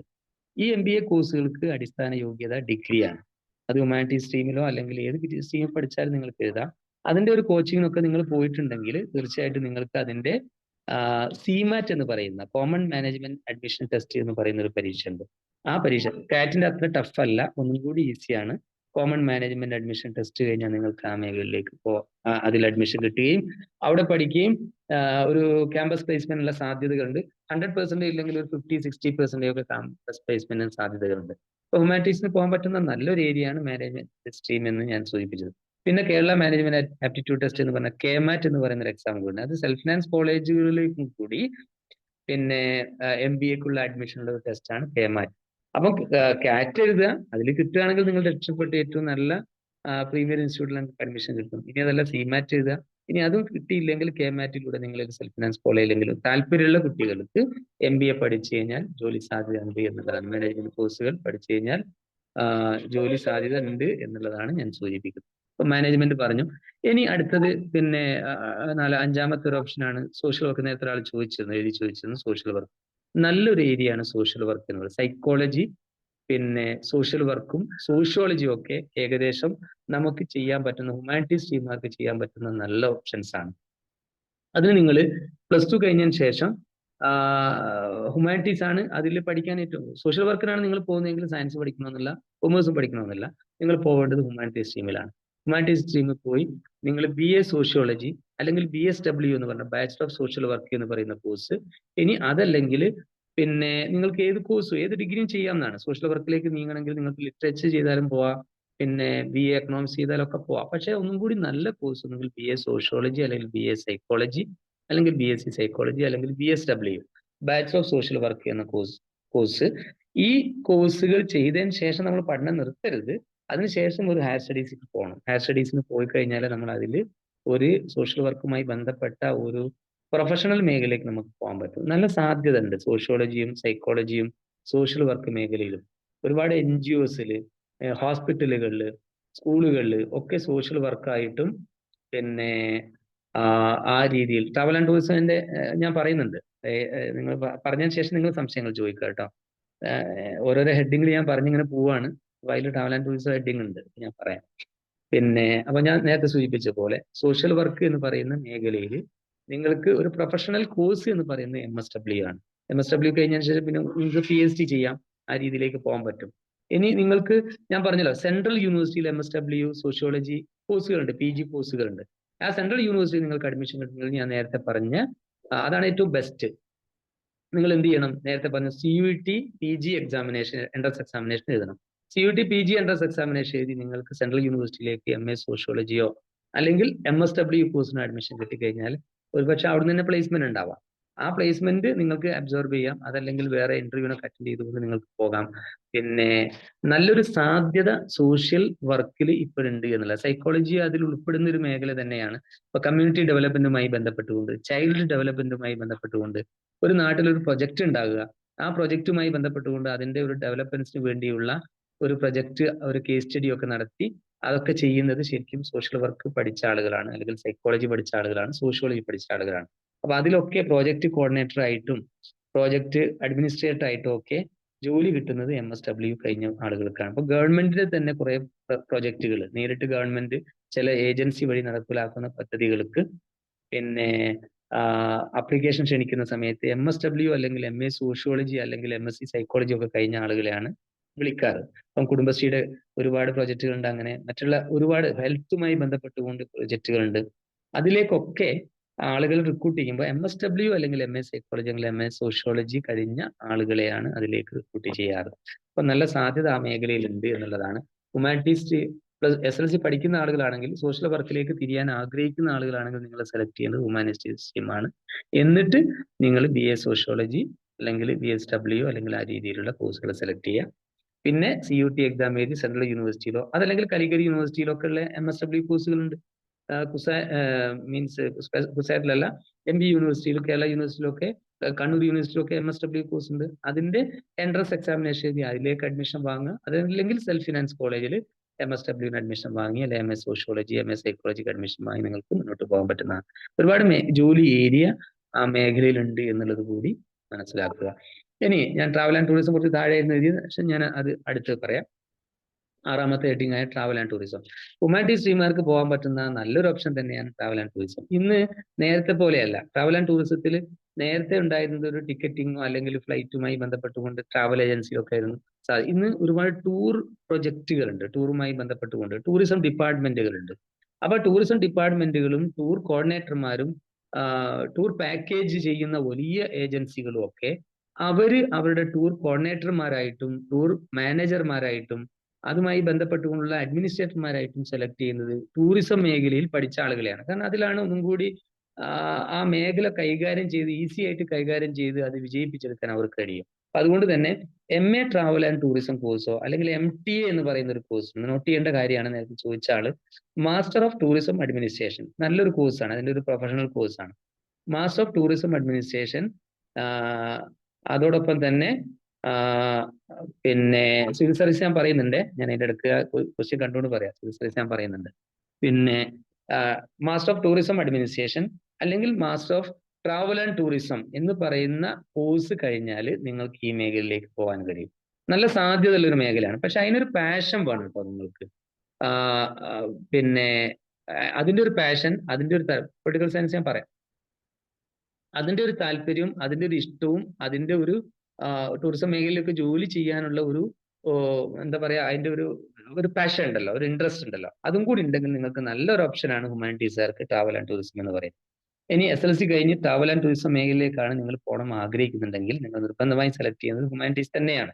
എന്നിട്ട് ഹ്യൂമാനിറ്റീസിൽ തന്നെ ട്രാവൽ ആൻഡ് ടൂറിസം ഒരു സബ്ജക്റ്റ് ഉള്ള കോമ്പിനേഷൻ ഉണ്ട്. അത് നിങ്ങൾക്ക് എല്ലാ +2 സ്കൂളുകളും കാണാൻ പറ്റൂല. പക്ഷേ അതുള്ള സ്കൂളാണ് അത് സെലക്ട് ചെയ്യുക. അതില്ലാത്ത സ്കൂളാണെങ്കിൽ നിങ്ങൾ ഒന്നുകൊണ്ട് പേടിക്കേണ്ട, നിങ്ങൾ +2 ഏത് സ്ട്രീമാണോ ഉള്ളത് അത് സെലക്ട് ചെയ്താൽ മതി. പിന്നീട് നിങ്ങൾക്ക് BA ട്രാവൽ ആൻഡ് ടൂറിസം എന്ന് പറയുന്ന കോഴ്സിന് പോകാം. BA ട്രാവൽ ആൻഡ് ടൂറിസം എന്ന് പറയുന്ന കോഴ്സ് പോയി നിങ്ങൾക്ക് ഞാൻ പറഞ്ഞ MA ട്രാവൽ ആൻഡ് ടൂറിസമോ അല്ലെങ്കിൽ MTA കോഴ്സിനോ പോകാം. ഇനി നിങ്ങൾ പിന്നെ BA travel and tourism course കഴിഞ്ഞാൽ മാത്രമാണ് ടൂറിസം മേഖലയിലേക്ക് പോകാൻ പറ്റും കോഴ്സിന് എന്ന് നിങ്ങൾ തെറ്റിദ്ധരിക്കുകയും വേണ്ട. ഡിഗ്രി എനി സബ്ജക്ട് കഴിഞ്ഞാൽ BA ഇംഗ്ലീഷോ BA പൊളിറ്റിക്കൽ സയൻസോ BA പിന്നെ ഹിസ്റ്ററിയോ BA എക്കണോമിക്സോ ഏത് കോഴ്സ് കഴിഞ്ഞാലും നിങ്ങൾക്ക് MTA പോകാൻ പറ്റും. MTA ആണ് ടൂറിസം മേഖലയിലുള്ള ഒരു അഡ്മിനിസ്ട്രേഷൻ ലെവലിലുള്ള ഏറ്റവും നല്ലൊരു കോഴ്സ്. MTA എന്ന് പറഞ്ഞാൽ മാസ്റ്റർ ഓഫ് ടൂറിസം അഡ്മിനിസ്ട്രേഷൻ. ആ MTA കോഴ്സ് കഴിഞ്ഞാൽ നിങ്ങൾക്ക് ഞാൻ നേരത്തെ പറഞ്ഞ ടൂറുമായി ബന്ധപ്പെട്ടുകൊണ്ട് ടൂറിസം ഡിപ്പാർട്ട്മെന്റുമായി ബന്ധപ്പെട്ടുകൊണ്ട് പ്രൈവറ്റ് ടൂർ പാക്കേജുകളിലൊക്കെ നല്ല ശമ്പളത്തിൽ, ഉയർന്ന ശമ്പളത്തിൽ നിങ്ങൾക്ക് ജോലി കിട്ടും.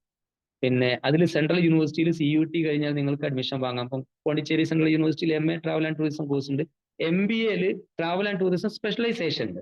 അപ്പോൾ ട്രാവൽ ആൻഡ് ടൂറിസം പഠിക്കുന്ന കുട്ടികൾ, താല്പര്യമുള്ള കുട്ടികൾ മനസ്സിലാക്കേണ്ട ഒരു കാര്യം കൂടിയാണ്, MBAക്ക് ഒരുപാട് സ്പെഷ്യലൈസേഷൻ ഉണ്ട്. അപ്പൊ സ്പെഷ്യലൈസേഷനെ കുറിച്ച് എല്ലാം ഞാൻ നേരത്തെ പറഞ്ഞിട്ടില്ല, മാർക്കറ്റിംഗ് 1-2 പറഞ്ഞിട്ടുണ്ട്, HR ഒക്കെ.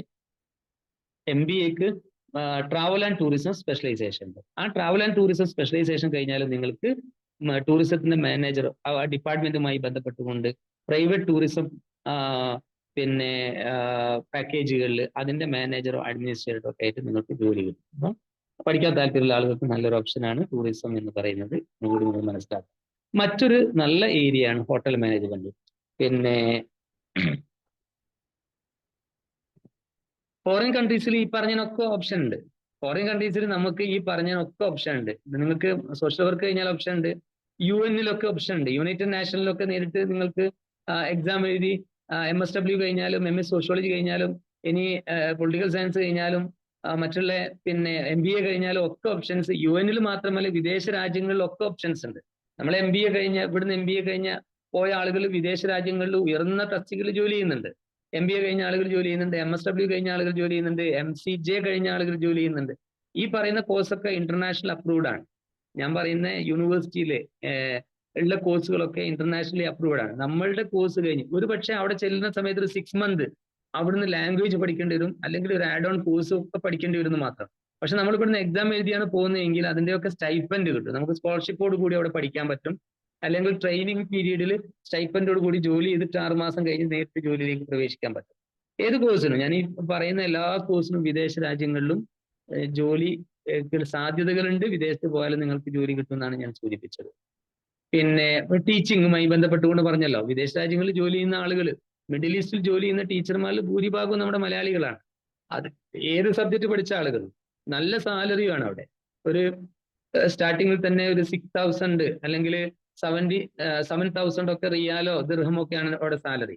PG ഒക്കെ ഉള്ള ടീച്ചേഴ്സിന് കേട്ടോ. അപ്പൊ 6,000 എന്ന് പറഞ്ഞാൽ ഏകദേശം 1,40,000 ഒക്കെ സ്റ്റാർട്ടിങ് സാലറി ഉണ്ടാവും. അപ്പം പിന്നെ ആ മേഖലയിലേക്ക് നിങ്ങൾക്ക് പോകാൻ പറ്റും. അപ്പോൾ ഏതും നിങ്ങൾക്ക് വിദേശ സാധ്യത ഉണ്ടെന്നാണ്. ഞാൻ ഇപ്പോൾ തുടങ്ങി വെച്ചത് ഹോട്ടൽ മാനേജ്മെന്റ് ആണ്, മൂന്നാമത് തുടങ്ങി വെച്ചത്. ഹോട്ടൽ മാനേജ്മെന്റിൽ നല്ല സാധ്യതകളുണ്ട്. അതിലൊരു കോഴ്സ് നിങ്ങൾ നോട്ട് ചെയ്യേണ്ടത്, ഹ്യൂമാനിറ്റീസ് കഴിഞ്ഞ ആളുകൾ അല്ലെങ്കിൽ പഠിക്കുന്ന ആളുകൾ BSc hospitality and hotel administration എന്ന് പറയുന്ന ഒരു കോഴ്സ് ഉണ്ട്. BSc hospitality and hotel administration. അതാണ് അതിലെ 4 വർഷത്തെ ഒരു ഇന്റേൺഷിപ്പ് ഒക്കെ ഉൾപ്പെടെയുള്ള ഏറ്റവും ബെസ്റ്റ് കോഴ്സ് എന്ന് പറയുന്നത്, നല്ല കോഴ്സ് എന്ന് പറയുന്നത്. അത് ഓൾ ഇന്ത്യ തലത്തിലാണ് അതിന്റെ മത്സര പരീക്ഷ നടത്താറ്. കേരളത്തിൽ പിന്നെ സ്ഥാപനങ്ങൾ ഇതേ കോഴ്സുകൾ നടത്തുന്നുണ്ട്. അപ്പൊ അതിൽ ഗവൺമെന്റ് ഒരു പിന്നെ കുറച്ചും കൂടി എയ്ഡഡ് ആയിട്ട് നടത്തുന്ന ഒരു സ്ഥാപനമാണ് കോവളത്തുള്ള ഹോട്ടൽ മാനേജ്മെന്റ് ഇൻസ്റ്റിറ്റ്യൂട്ട് എന്ന് പറയുന്ന ഒരു സ്ഥാപനം. ആ കോവളത്തുള്ള ഇൻസ്റ്റിറ്റ്യൂട്ടിലേക്കും സെൽഫ് ഫിനാൻസ് കോഴ്സായ സ്ഥാപനമായ പിന്നെ oriental school of hotel management ലക്കിടിയുള്ള അതിലേക്കും ഒക്കെ കൊരട്ടിയിലൊക്കെ ഉള്ള സ്ഥാപനത്തിലേക്കും ഒക്കെ BSc hospitality and hotel administration കോഴ്സിനോ BA അല്ലെങ്കിൽ BSc BHM എന്ന് പറഞ്ഞാൽ ബാച്ചുലർ ഓഫ് ഹോസ്പിറ്റൽ മാനേജ്മെന്റ് എന്ന് പറയുന്ന കോഴ്സിലേക്കൊക്കെ ഉള്ള അഡ്മിഷൻ നടക്കുന്നത് JEE എന്ന് പറയുന്ന ഒരു എൻട്രൻസ് എക്സാമിനേഷനിലൂടെയാണ്. Joint entrance examination for hospital പിന്നെ ഹോട്ടൽ അഡ്മിനിസ്ട്രേഷൻ എന്ന് പറയുന്ന ഒരു എൻട്രൻസ് എക്സാമിനേഷൻ. JEE എന്ന് പറയുന്നത് നിങ്ങൾ കേട്ടിട്ടുണ്ടാവാം. അത് IIT-യിലേക്കും NIT-യിലേക്കുള്ള എൻട്രൻസ് എക്സാമിനേഷൻ വേറെ ഉണ്ട്. അതല്ല, ഹ്യൂമാനിറ്റീസ് സ്ട്രീമും കൊമേഴ്സ് സ്ട്രീമും മറ്റുള്ള +2 സയൻസ് സ്ട്രീമും ഒക്കെ കഴിഞ്ഞ കുട്ടികൾക്ക് BSc hospitality and hotel administration എന്ന് പറയുന്ന കോഴ്സിന് നിങ്ങൾക്ക് ഈ JEE എൻട്രൻസ് എക്സാമിനേഷൻ എഴുതി നിങ്ങൾക്ക് അഡ്മിഷൻ വാങ്ങാവുന്നതാണ്. അപ്പൊ അതിന് എഴുതേണ്ട പരീക്ഷയാണ് JEE, അത് നോട്ട് ചെയ്യുക. നല്ല കോഴ്സാണ്. പക്ഷെ ഹോട്ടൽ അഡ്മിനിസ്ട്രേഷൻ കോഴ്സ് കഴിഞ്ഞ ആളുകൾക്ക് നിങ്ങൾക്ക് കിട്ടാവുന്ന ജോലി നിങ്ങൾക്ക് ഇഷ്ടപ്പെട്ട മേഖലയിലായിരിക്കണം. അത് നമ്മുടെ പേഴ്സണാലിറ്റിയും നമുക്ക് ജോലി ചെയ്യാനുള്ള ഒരു ഇഷ്ടവും പ്രത്യേകിച്ച് ഉണ്ടാവണം. കാരണം ഞാൻ പറയാൻ കാരണം, ചില കുട്ടികൾ ഹോസ്പിറ്റാലിറ്റി അഡ്മിനിസ്ട്രേഷൻ കോഴ്സ് പഠിച്ച് ഇറങ്ങിയതിന് ശേഷം എനിക്ക് അടുക്കളപ്പണി ചെയ്യാൻ പറ്റില്ല, ഷെഫായി ജോലി ചെയ്യാൻ പറ്റൂല, എനിക്ക് പിന്നെ കാറ്ററിംഗിൽ പറ്റൂല എന്നൊക്കെ പറയാണ്. പക്ഷെ സ്റ്റാർ ഹോട്ടലിലൊക്കെ ഏറ്റവും നല്ല ഷെഫിനാണ് ഏറ്റവും നല്ല ശമ്പളം എന്ന് പറയുന്നത്. നമ്മൾ സാധാരണ ഒരു IAS ഓഫീസർ കിട്ടുന്നേക്കാളും 10 മടങ്ങ് ശമ്പളം ഏറ്റവും നല്ല ഷെഫിന് കിട്ടാറുണ്ട്. അപ്പം ആ രീതിയിൽ ശമ്പളം കിട്ടും. പക്ഷെ അതിനോട് ഒരു പാഷൻ നമുക്ക് വേണം. അത്ര ആളുകൾക്ക് അതിൽ വിജയിക്കാൻ കഴിയും. അത്ര ആളുകൾക്ക് പോകാൻ പറ്റുന്ന ഒരു കോഴ്സാണ് BSc hospitality and hotel administration എന്ന് പറയുന്ന കോഴ്സ്. അത് JEE എൻട്രൻസ് എക്സാമിനേഷൻ വഴി, അത് ഗവൺമെന്റിൽ നിങ്ങൾക്ക് അഡ്മിഷൻ കിട്ടിയില്ലെങ്കിൽ പ്രൈവറ്റ് കോഴ്സുകൾ, ഞാൻ നേരത്തെ പറഞ്ഞ ഓറിയന്റൽ സ്കൂൾ ഓഫ് മാനേജ്മെന്റിലൊക്കെ ആ കോഴ്സുകളുണ്ട്, അതിന് പോകാം. നല്ല സാധ്യത ഉണ്ട്. ഇന്ത്യയിൽ മാത്രമല്ല, വിദേശത്തുള്ള സ്റ്റാർ ഹോട്ടലുകളിൽ, പിന്നെ ഇന്ത്യൻ കമ്പനികളായ സ്റ്റാർ ഹോട്ടലുകളും അല്ലാതെയൊക്കെ ജോലി കിട്ടുകയും ഉയർന്ന ശമ്പളം കിട്ടുകയും ചെയ്യാൻ സാധ്യതയുള്ള ഒരു മേഖലയാണ് ഹോട്ടൽ അഡ്മിനിസ്ട്രേഷൻ അല്ലെങ്കിൽ ഹോട്ടൽ പിന്നെ മാനേജ്മെന്റ് എന്ന് പറയുന്ന കോഴ്സ്. MHM എന്ന് പറയുന്ന മാസ്റ്റർ ഓഫ് ഹോട്ടൽ മാനേജ്മെന്റ് എന്ന് പറയുന്ന കോഴ്സ്, അതിന്റെ ഒരു പോസ്റ്റ് ഗ്രാജുവേഷൻ കോഴ്സ് ഉണ്ട്, അതും നിങ്ങൾക്ക് ചെയ്യാം. അതാണെങ്കിൽ കൂടുതൽ അഡ്മിനിസ്ട്രേഷൻ തലത്തിലൊക്കെ ജോലി കിട്ടാനുള്ള സാധ്യതകൾ കൂടിയുണ്ട്. പിന്നെ ഹോട്ടൽ മാനേജ്മെന്റ് ഞാൻ പറഞ്ഞു. നെക്സ്റ്റ് പിന്നെ ഇതിൽ വരുന്ന ഒരു സബ്ജക്റ്റുകളാണ് ഹിസ്റ്ററിയും പൊളിറ്റിക്കൽ സയൻസും ഒക്കെ. അപ്പൊ അത് നമ്മൾ അറിയേണ്ടത് നല്ല സബ്ജക്റ്റുകളാണ് ഹിസ്റ്ററി. ചരിത്രം പഠിക്കാൻ പറ്റുന്ന കുട്ടികൾക്ക് നിങ്ങൾക്ക് ചരിത്രം പഠിക്കാം. ഹ്യൂമാനിറ്റീസ് കഴിഞ്ഞതിന് ശേഷം BA ഹിസ്റ്ററി പഠിക്കുക. അതിനോട് റിലേറ്റഡ് ചെയ്തുകൊണ്ടുള്ള കോഴ്സാണ്, മേഖലയാണ് ആർക്കിയോളജി എന്ന് പറയുന്നത്. ആർക്കിയോളജി നല്ലൊരു സബ്ജക്റ്റാണ്. പുരാവസ്തു ഗവേഷണവുമായി ബന്ധപ്പെട്ടുകൊണ്ട് നമ്മുടെ ഇന്ത്യയിലുള്ള പുരാവസ്തുക്കളുമായി ബന്ധപ്പെട്ട എല്ലാ മേഖലയിലും അതിന്റെ സംരക്ഷണങ്ങളും അതിന്റെ പഠനവും ഒക്കെ നടത്തുന്ന, റിസർച്ച് ചെയ്യുന്നതൊക്കെ ഹിസ്റ്ററി കഴിഞ്ഞ് ആർക്കിയോളജി സ്പെഷ്യലൈസേഷൻ കഴിഞ്ഞ ആളുകളാണ്. ഇനി ആർക്കിയോളജി സ്പെഷ്യലൈസേഷൻ കഴിഞ്ഞിട്ടില്ലെങ്കിൽ MA ഹിസ്റ്ററി കഴിഞ്ഞാൽ തന്നെ അവിടെ അപ്പോയിന്റ് ചെയ്യാറുണ്ട്. നമ്മുടെ എന്റെ നാട് ഓമശ്ശേരിയാണ്. കൊടുവള്ളിയിലെ ഒരു മുഹമ്മദ് ഖാൻ എന്ന് പറഞ്ഞ മുഹമ്മദ് എന്ന ഒരാളായിരുന്നു ആർക്കിയോളജി സർവേ ഓഫ് ഇന്ത്യയുടെ സീനിയർ സൂപ്രണ്ട് എന്ന് പറയുന്ന ആള്. 3 വർഷമായിട്ട് റിട്ടയർഡായി. വിദേശ രാജ്യങ്ങളിലുള്ള 65ഓളം വിദേശ രാജ്യങ്ങളിലെ പ്രധാനമന്ത്രിമാരും പ്രസിഡന്റുമാരും ഒക്കെ ഇന്ത്യയിൽ വന്നപ്പോൾ താജ്മഹലും കുത്തബ് മീനാറും മറ്റുള്ള റെഡ് ഫോർട്ടും ഒക്കെ അതിന്റെ ചരിത്രങ്ങൾ അവർക്ക് വിശദീകരിച്ചു കൊടുത്തതും അതിന്റെ ബാക്കിയുള്ള കാര്യങ്ങളൊക്കെ പറഞ്ഞു കൊടുത്തതൊക്കെ ഈ മുഹമ്മദ് എന്ന് പറഞ്ഞ ആളായിരുന്നു. അപ്പൊ അദ്ദേഹം MS ഹിസ്റ്ററി കഴിഞ്ഞ ആളാണ്. അപ്പൊ ഹിസ്റ്ററി എന്ന് പറയുന്നത് നല്ലൊരു ഓപ്ഷനാണ്. മാത്രമല്ല ചരിത്ര ഗവേഷകനായി മാറാം. മോഡേൺ ഹിസ്റ്ററിയും ഏൻഷ്യന്റ് ഹിസ്റ്ററി ഒക്കെ പഠിച്ചുകൊണ്ട് നിങ്ങൾക്ക് ആ മേഖലയിൽ മുന്നോട്ട് പോകാനും കഴിയും എന്നുള്ളതാണ്. അതിനോട് ചേർത്ത് പറയേണ്ടതാണ്, പൊളിറ്റിക്കൽ സയൻസ് നേരത്തെ ചോദിച്ചിരുന്നു. ഈ പൊളിറ്റിക്കൽ സയൻസ് നല്ലൊരു സബ്ജക്റ്റ് ആണ്. പ്രത്യേകിച്ച് കോളേജ് ലെവലിൽ നിങ്ങൾക്ക് അസിസ്റ്റന്റ് പ്രൊഫസർ ആവാനുള്ള ഒരു താല്പര്യമൊക്കെ ഉണ്ടെങ്കിൽ പൊളിറ്റിക്കൽ സയൻസിലൂടെ പോയി കഴിഞ്ഞാൽ ഒന്നും കൂടി ഈസി ആയിട്ട്, അതിൽ കോഴ്സുകൾ കുറവാണ്, ആളുകൾ കുറവായതുകൊണ്ട് ഒന്നും കൂടി ഈസി ആയിട്ട് ആവാൻ പറ്റും. അത് മാത്രമല്ല, സാധാരണയായി സിവിൽ സർവീസ് എഴുതാൻ പറ്റുമോ എന്നുള്ളത് എങ്ങനെയാണെന്ന് നേരത്തെ ചോദിച്ചിരുന്നു. സിവിൽ സർവീസ് എഴുതാൻ പറ്റുന്ന പ്രത്യേകിച്ച് IAS, IPS, IFS തുടങ്ങിയിട്ടുള്ള സർവീസുകളിലേക്ക് എക്സാം എഴുതുന്ന കുട്ടികൾക്ക് ഏറ്റവും ഫ്ലെക്സിബിൾ ആയ ഒരു ഗ്രൂപ്പാണ് ഹ്യൂമാനിറ്റീസ് ഗ്രൂപ്പ് എന്ന് പറയുന്നത്. അതിൽ ഏറ്റവും ഫ്ലെക്സിബിൾ ആയ ഒരു സബ്ജക്റ്റ് ആണ് പൊളിറ്റിക്കൽ സയൻസ്. പൊളിറ്റിക്കൽ സയൻസ് എഴുതുന്ന ഒരുപാട് കുട്ടികൾക്ക് ആളുകൾക്ക് സിവിൽ സർവീസ് ക്വാളിഫൈ ചെയ്യാറുണ്ട്. അപ്പൊ ആ സബ്ജക്ട് ഒന്നും കൂടി ഈസി ആയിട്ട് പഠിക്കാനും അത് അറ്റൻഡ് ചെയ്യാനും നമുക്ക് ഓപ്ഷണൽ സബ്ജക്ട് അത് സെലക്ട് ചെയ്യാനും ഇന്റർവ്യൂ ഒക്കെ അതുമായി ബന്ധപ്പെട്ട ക്വസ്റ്റ്യൻസ് ഒക്കെ ആൻസർ ചെയ്യാനൊക്കെ ഒന്നും കൂടി താല്പര്യമുള്ള ആളുകൾക്ക് ഈസി ആയതുകൊണ്ട് തന്നെ പൊളിറ്റിക്കൽ സയൻസ് ആ മേഖലയിലേക്ക് പോകാൻ ഉദ്ദേശിക്കുന്ന ആളുകൾക്ക് ഒന്നും കൂടി നല്ലതാണ് എന്നാണ് ഞാൻ സൂചിപ്പിക്കുന്നത്. ആ സബ്ജക്ട് നിങ്ങൾക്ക് സെലക്ട് ചെയ്യാവുന്നതാണ്. പ്രത്യേകിച്ച് സിവിൽ സർവീസ് എക്സാമിനേഷൻ ഒന്നും കൂടി അടിവരെ ഇടാം. ഞാൻ നേരത്തെ ലാസ്റ്റ് എഴുതി വെച്ചിട്ടുണ്ടായിരുന്നു, എന്നാലും ഞാൻ ഇപ്പോഴും ഇത് പറഞ്ഞ സമയത്ത് പറയാം.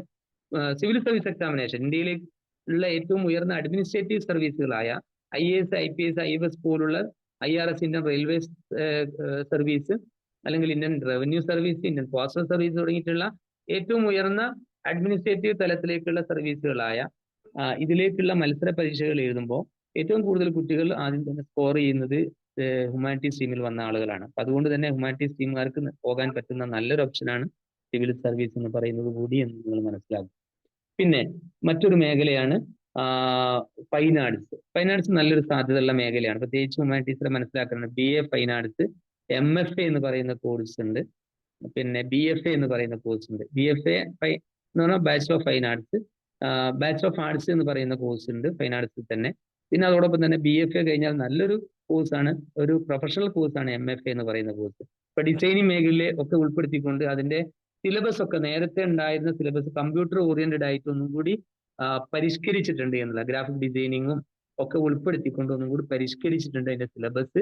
നല്ല ഒരു ഓപ്ഷനാണ് ഹ്യൂമാനിറ്റീസ് ടീമാർക്ക്. കുറച്ചൊരു ആർട്ട് താല്പര്യമുള്ള ആളുകൾക്ക്, ഡിസൈനിങ്ങിൽ താല്പര്യമുള്ള ആളുകൾക്ക് പോകാൻ പറ്റുന്ന നല്ലൊരു മേഖലയാണ് ഫൈൻ ആർട്സ് എന്ന് പറയുന്നത്. കോളേജ് ഓഫ് ഫൈൻ ആർട്സ് തൃശ്ശൂരും ഒക്കെ BFA, MFA കോഴ്സുകളുണ്ട്.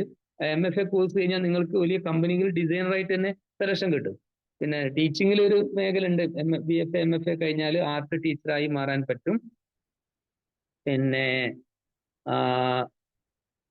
ആർട്ട് ടീച്ചറായോ അല്ലെങ്കിൽ ആ മേഖലയിൽ ഒക്കെ നിങ്ങൾക്ക് മുന്നോട്ട് പോകാൻ പറ്റും BFA, MFA കഴിഞ്ഞാൽ. അതോടൊപ്പം തന്നെ കമ്പനികളിൽ പല ഡിസൈനിങ് കമ്പനികളും MFA കഴിഞ്ഞ ആളുകളെ നല്ല സാലറി വെച്ചുകൊണ്ട് നിങ്ങളെ പിന്നെ പ്ലേസ്മെന്റ് നടത്തുന്നുണ്ട് എന്ന് കൂടി നിങ്ങൾ മനസ്സിലാക്കുക. പിന്നെ അതോടൊപ്പം തന്നെ development studies, society and culture തുടങ്ങിയിട്ട് MA സ്പെഷ്യലൈസ്ഡ് കോഴ്സുകളുണ്ട് IIT-യിലൊക്കെ. MA ഡെവലപ്മെന്റ് സ്റ്റഡീസ് പ്രത്യേകിച്ച് റിസർച്ച് തലത്തിൽ, പോളിസി മേക്കിങ്ങിൽ, അതോടൊപ്പം തന്നെ NGO പിന്നെ UN-ലൊക്കെ ജോലി കിട്ടാൻ സാധ്യതയുള്ള ഒരു കോഴ്സാണ് development studies, MA development studies, MA society and culture തുടങ്ങിയിട്ടുള്ള നേരത്തെ പറഞ്ഞ സോഷ്യൽ വർക്കുമായി ബന്ധപ്പെട്ടുകൊണ്ട് കൂടി പഠിക്കുന്നതാണ് MA സൊസൈറ്റി ആൻഡ് കൾച്ചർ. ഇപ്പൊ ഗാന്ധിനഗർ IIT-യിലും മദ്രാസ് IIT-യിലും ഒക്കെ കോഴ്സുകളുണ്ട്. ഡിഗ്രി കഴിഞ്ഞതിന് ശേഷം നിങ്ങൾക്ക് അവിടുത്തെ ഒരു എൻട്രൻസ് എക്സാമിനേഷൻ എഴുതി അതിൽ നിങ്ങൾക്ക് അഡ്മിഷൻ കിട്ടിക്കഴിഞ്ഞാൽ 100% പ്ലേസ്മെന്റ് ആണ്. വേണമെങ്കിൽ റിസർച്ചിനൊക്കെ നിങ്ങൾക്ക് പുറത്തേക്ക് പോകാം, ഔട്ട് ഓഫ് കൺട്രീസിലേക്ക് റിസർച്ചിനൊക്കെ പോകാനും കൂടി ഉതകുന്ന തലത്തിലുള്ള ഒരു ഡിസൈൻ, കോഴ്സിന്റെ ഡിസൈൻ ആണ് IIT-യിലൊക്കെ ഉള്ള ഹ്യൂമാനിറ്റീസുകാർക്ക് ഉള്ള ഈ MA ഡെവലപ്മെന്റ് സ്റ്റഡീസും, MA society and culture, MA English തുടങ്ങിയിട്ടുള്ള കോഴ്സുകളൊക്കെ തന്നെയും അവർ ഡിസൈൻ ചെയ്തിട്ടുള്ളത്. നമ്മൾ അങ്ങനെ ഒരു എയിം കാണുകയും ഹ്യൂമാനിറ്റീസ് പഠിക്കുകയും അവിടെ ഞാൻ പഠിക്കും തീരുമാനിക്കുകയും ചെയ്തു കഴിഞ്ഞാൽ നിങ്ങൾക്ക് അമേരിക്കയിലോ ലണ്ടനിലോ അല്ലെങ്കിൽ പോയിട്ട് ഏറ്റവും നല്ല യൂണിവേഴ്സിറ്റിയിൽ നിങ്ങൾക്ക് കോടികൾ സാലറി സ്റ്റൈപ്പൻഡ് വാങ്ങിക്കൊണ്ട് നിങ്ങൾക്ക് റിസർച്ച് ചെയ്യാൻ പറ്റുമെന്നുള്ളതാണ്. ഇത്തരം കോഴ്സുകൾ നമ്മുടെ ഇന്ത്യയിൽ പഠിച്ചുകൊണ്ട് തന്നെ മുന്നോട്ട് പോയി കഴിഞ്ഞാൽ അവിടെ തന്നെ ജോലിയും കിട്ടും. പിന്നെ അതോടൊപ്പം തന്നെ മനസ്സിലാക്കേണ്ട ഒരു സബ്ജക്റ്റാണ് പ്രധാനമായും എക്കണോമിക്സ് എന്ന് പറയുന്ന ഒരു സബ്ജക്ട്. നല്ലൊരു സബ്ജക്റ്റാണ് എക്കണോമിക്സ് എന്ന് പറയുന്നത്. ഹ്യൂമാനിറ്റീസിൽ ഏറ്റവും നല്ല എന്താ പറയാ, ഒന്നും കൂടി നിങ്ങൾക്ക് ഏറ്റവും നല്ല സയൻസ് മാത്സ് സ്ട്രീമുകാരോട് തന്നെ കിടപിടിച്ചുകൊണ്ട് ജോലി ചെയ്യാവുന്ന ഒരു മേഖലയാണ് എക്കണോമിക്സ്. കാരണം ഹ്യൂമാനിറ്റീസ് കഴിഞ്ഞ് BA എക്കണോമിക്സ് കഴിഞ്ഞ് MA എക്കണോമിക്സ് കഴിഞ്ഞാൽ നിങ്ങൾക്ക് ഇന്ത്യൻ എക്കണോമിക് സർവീസ് എന്ന് പറയുന്ന ഒരു പരീക്ഷ എഴുതാം. അത് എക്കണോമിക്സുകാർക്ക് മാത്രമേ എഴുതാൻ പറ്റുന്ന പരീക്ഷയാണ്, മറ്റുള്ള സബ്ജക്റ്റുകാർക്ക് എഴുതാൻ പറ്റില്ല. അപ്പൊ IAS, IPS ഒക്കെ ഏത് സബ്ജക്റ്റുകാർക്കും എഴുതാം. പക്ഷേ എക്കണോമിക്സ് പഠിച്ച ആളുകൾക്ക് മാത്രമേ ഇന്ത്യൻ എക്കണോമിക് സർവീസ് എന്ന് പറയുന്ന പരീക്ഷ എഴുതാൻ പറ്റൂ, എക്സാം എഴുതാൻ പറ്റൂ. ഈ ഇന്ത്യൻ എക്കണോമിക് സർവീസ് എന്ന് പറയുന്ന പരീക്ഷ എഴുതി കഴിഞ്ഞാൽ സാമ്പത്തിക വിദഗ്ധനായി മാറാം. ഇപ്പൊ റിസർവ് ബാങ്കിലും മറ്റുള്ള വലിയ ബാങ്കുകളിലൊക്കെ അതിന്റെ പിന്നെ എക്കണോമിക്സുമായി ബന്ധപ്പെട്ട പോളിസി ഡെവലപ്പ് ചെയ്യുന്നതും അത് ഡിസൈൻ ചെയ്യുന്നതും അത് ഉണ്ടാക്കിയെടുക്കുന്നതൊക്കെ ശരിക്കും ഈ എക്കണോമിസ്റ്റുകളാണ്. ആ എക്കണോമിസ്റ്റ് ആയി നിങ്ങൾക്ക് മാറാൻ പറ്റുന്ന ഒരു പരീക്ഷയാണ് ഇന്ത്യൻ എക്കണോമിക് സർവീസ് എന്ന് പറയുന്ന പരീക്ഷ. അപ്പൊ MA എക്കണോമിക്സ് കഴിഞ്ഞ് ഇന്ത്യൻ എക്കണോമിക് സർവീസ് എഴുതി നിങ്ങൾക്ക് ആ മേഖലയിലേക്ക് പോകാം. എക്കണോമിക്സ് നിങ്ങൾക്ക് MA എക്കണോമിക്സ് കഴിഞ്ഞ് നെറ്റ് എഴുതിയിട്ട് നല്ലൊരു ഓപ്ഷനാണ് അസിസ്റ്റന്റ് പ്രൊഫസർ ആവുക എന്ന് പറയുന്നത്. മാത്രമല്ല പ്ലാനിംഗ് ഡിപ്പാർട്ട്മെന്റിൽ, ഇപ്പൊ നേരത്തെ സാറ് സൂചിപ്പിച്ചിരുന്നു, ഞാൻ വർക്ക് ചെയ്യുന്നത് സ്റ്റാറ്റിക്സ് ഡിപ്പാർട്ട്മെന്റിലാണ്. സ്റ്റാറ്റിക്സ് ഡിപ്പാർട്ട്മെന്റ് എന്ന് പറഞ്ഞത് എക്കണോമിക്സ് ആൻഡ് സ്റ്റാറ്റിക്സ് ഡിപ്പാർട്ട്മെന്റിലാണ് ഞാൻ വർക്ക് ചെയ്യുന്നത്. അപ്പൊ സ്റ്റാറ്റിക്സും എക്കണോമിക്സും മാത്സുമായിട്ട് നല്ല ബന്ധമുണ്ട്. ഈ ഡിപ്പാർട്ട്മെന്റ് പേര് തന്നെ സ്റ്റാറ്റിക്സ് എന്നല്ല, എക്കണോമിക്സ് ആൻഡ് സ്റ്റാറ്റിസ്റ്റിക്സ് ഡിപ്പാർട്ട്മെന്റ് എന്നാണ്. പിന്നെ directorate of economics and statics എന്നാണ് അതിന്റെ DES എന്നാണ് അതിന്റെ നമ്മുടെ സ്റ്റേറ്റ് ഗവൺമെന്റിലെ അതിന്റെ പേര് തന്നെ. എക്കണോമിക്സ് എന്നുള്ളത് ചേർത്തിട്ടുണ്ട്. അതിന് കാരണം എന്താണെന്ന് വെച്ചാൽ പിന്നെ എക്കണോമിക്സ് പഠിച്ച ആളുകൾക്ക് ചെയ്യാൻ പറ്റുന്ന ഒരു മേഖലയാണ് ഈ സ്റ്റാറ്റിക്സുമായി ബന്ധപ്പെട്ട ഡാറ്റ കളക്ഷനും അല്ലെങ്കിൽ അതുമായി ബന്ധപ്പെട്ട പ്ലാനിങ്ങും നേരത്തെ അതിന്റെ ഇംപ്ലിമെന്റേഷനും ഒക്കെ MA എക്കണോമിക്സ് കഴിഞ്ഞാലും MA സ്റ്റാറ്റിക്സ് കഴിഞ്ഞാലും ചെയ്യാൻ പറ്റുന്ന ഒരു നല്ലൊരു കരിയറാണ്. അത് സെൻട്രൽ ഗവൺമെന്റിനുണ്ട്, സ്റ്റേറ്റ് ഗവൺമെന്റിനുണ്ട്. ഇപ്പൊ MA എക്കണോമിക്സ് കഴിഞ്ഞാൽ നിങ്ങൾക്ക് കേരള ഗവൺമെന്റിന്റെ കീഴിൽ റിസർച്ച് ഓഫീസർ എന്ന് പറയുന്ന ഒരു പരീക്ഷ ഉണ്ട്. റിസർച്ച് ഓഫീസർ നേരിട്ട് ഗസറ്റഡ് റാങ്ക് ആണ്. ഗസറ്റഡ് റാങ്ക് എന്ന് പറഞ്ഞിട്ടാണെങ്കിൽ നിങ്ങൾക്ക് ഗസറ്റഡ് റാങ്കിൽ ഫസ്റ്റ് തന്നെ അപ്പോയിന്റ്മെന്റ് ആവും. അത് MA എക്കണോമിക്സോ MA സ്റ്റാറ്റിക്സോ MSc മാത്തമാറ്റിക്സോ MSc സ്റ്റാറ്റിക്സോ അല്ലെങ്കിൽ MSc മാത്തമാറ്റിക്സോ കഴിഞ്ഞ ആളുകൾക്കാണ് ഈ പരീക്ഷ എഴുതാൻ പറ്റുക. ആ പരീക്ഷ നിങ്ങൾക്ക് RO ആയി കഴിഞ്ഞാൽ, റിസർച്ച് ഓഫീസർ ആയി കഴിഞ്ഞാൽ director of economics and statics നിങ്ങൾക്ക് റിസർച്ച് ഓഫീസറായിട്ട് ജോലി ചെയ്യാം. അതുമായി ബന്ധപ്പെട്ടുകൊണ്ട് അടുത്ത അസിസ്റ്റന്റ് ഡയറക്ടറായിട്ട് പ്രൊമോഷൻ ഉണ്ടാവും, പിന്നെ ഡെപ്യൂട്ടി ഡയറക്ടറായിട്ട് പ്രൊമോഷൻ ഉണ്ടാവും, പിന്നെ ജോയിന്റ് ഡയറക്ടറായിട്ട് പ്രൊമോഷൻ ഉണ്ടാവും, പിന്നെ അഡീഷണൽ ഡയറക്ടറായിട്ട് പ്രൊമോഷൻ ഉണ്ടാവും, ഡയറക്ടർ വരെ ആവാൻ പറ്റും. അപ്പൊ ആ രീതിയിൽ നിങ്ങൾക്ക് ഇപ്പോഴേ ഒന്ന് പ്ലാൻ ചെയ്ത് എനിക്ക് ആ പോസ്റ്റ് കിട്ടണമെന്ന് ആഗ്രഹിച്ചുകൊണ്ട് പോയി കഴിഞ്ഞാൽ എക്കണോമിക്സ് പഠിക്കുക. നിങ്ങൾക്ക് MA എക്കണോമിക്സ് കഴിഞ്ഞ ശേഷം പരീക്ഷ എഴുതുക, അതോടൊപ്പം നെറ്റ് പരീക്ഷ എഴുതുക, കോളേജ് പ്രൊഫസർ ആകാൻ പറ്റുമെന്ന് നോക്കുക.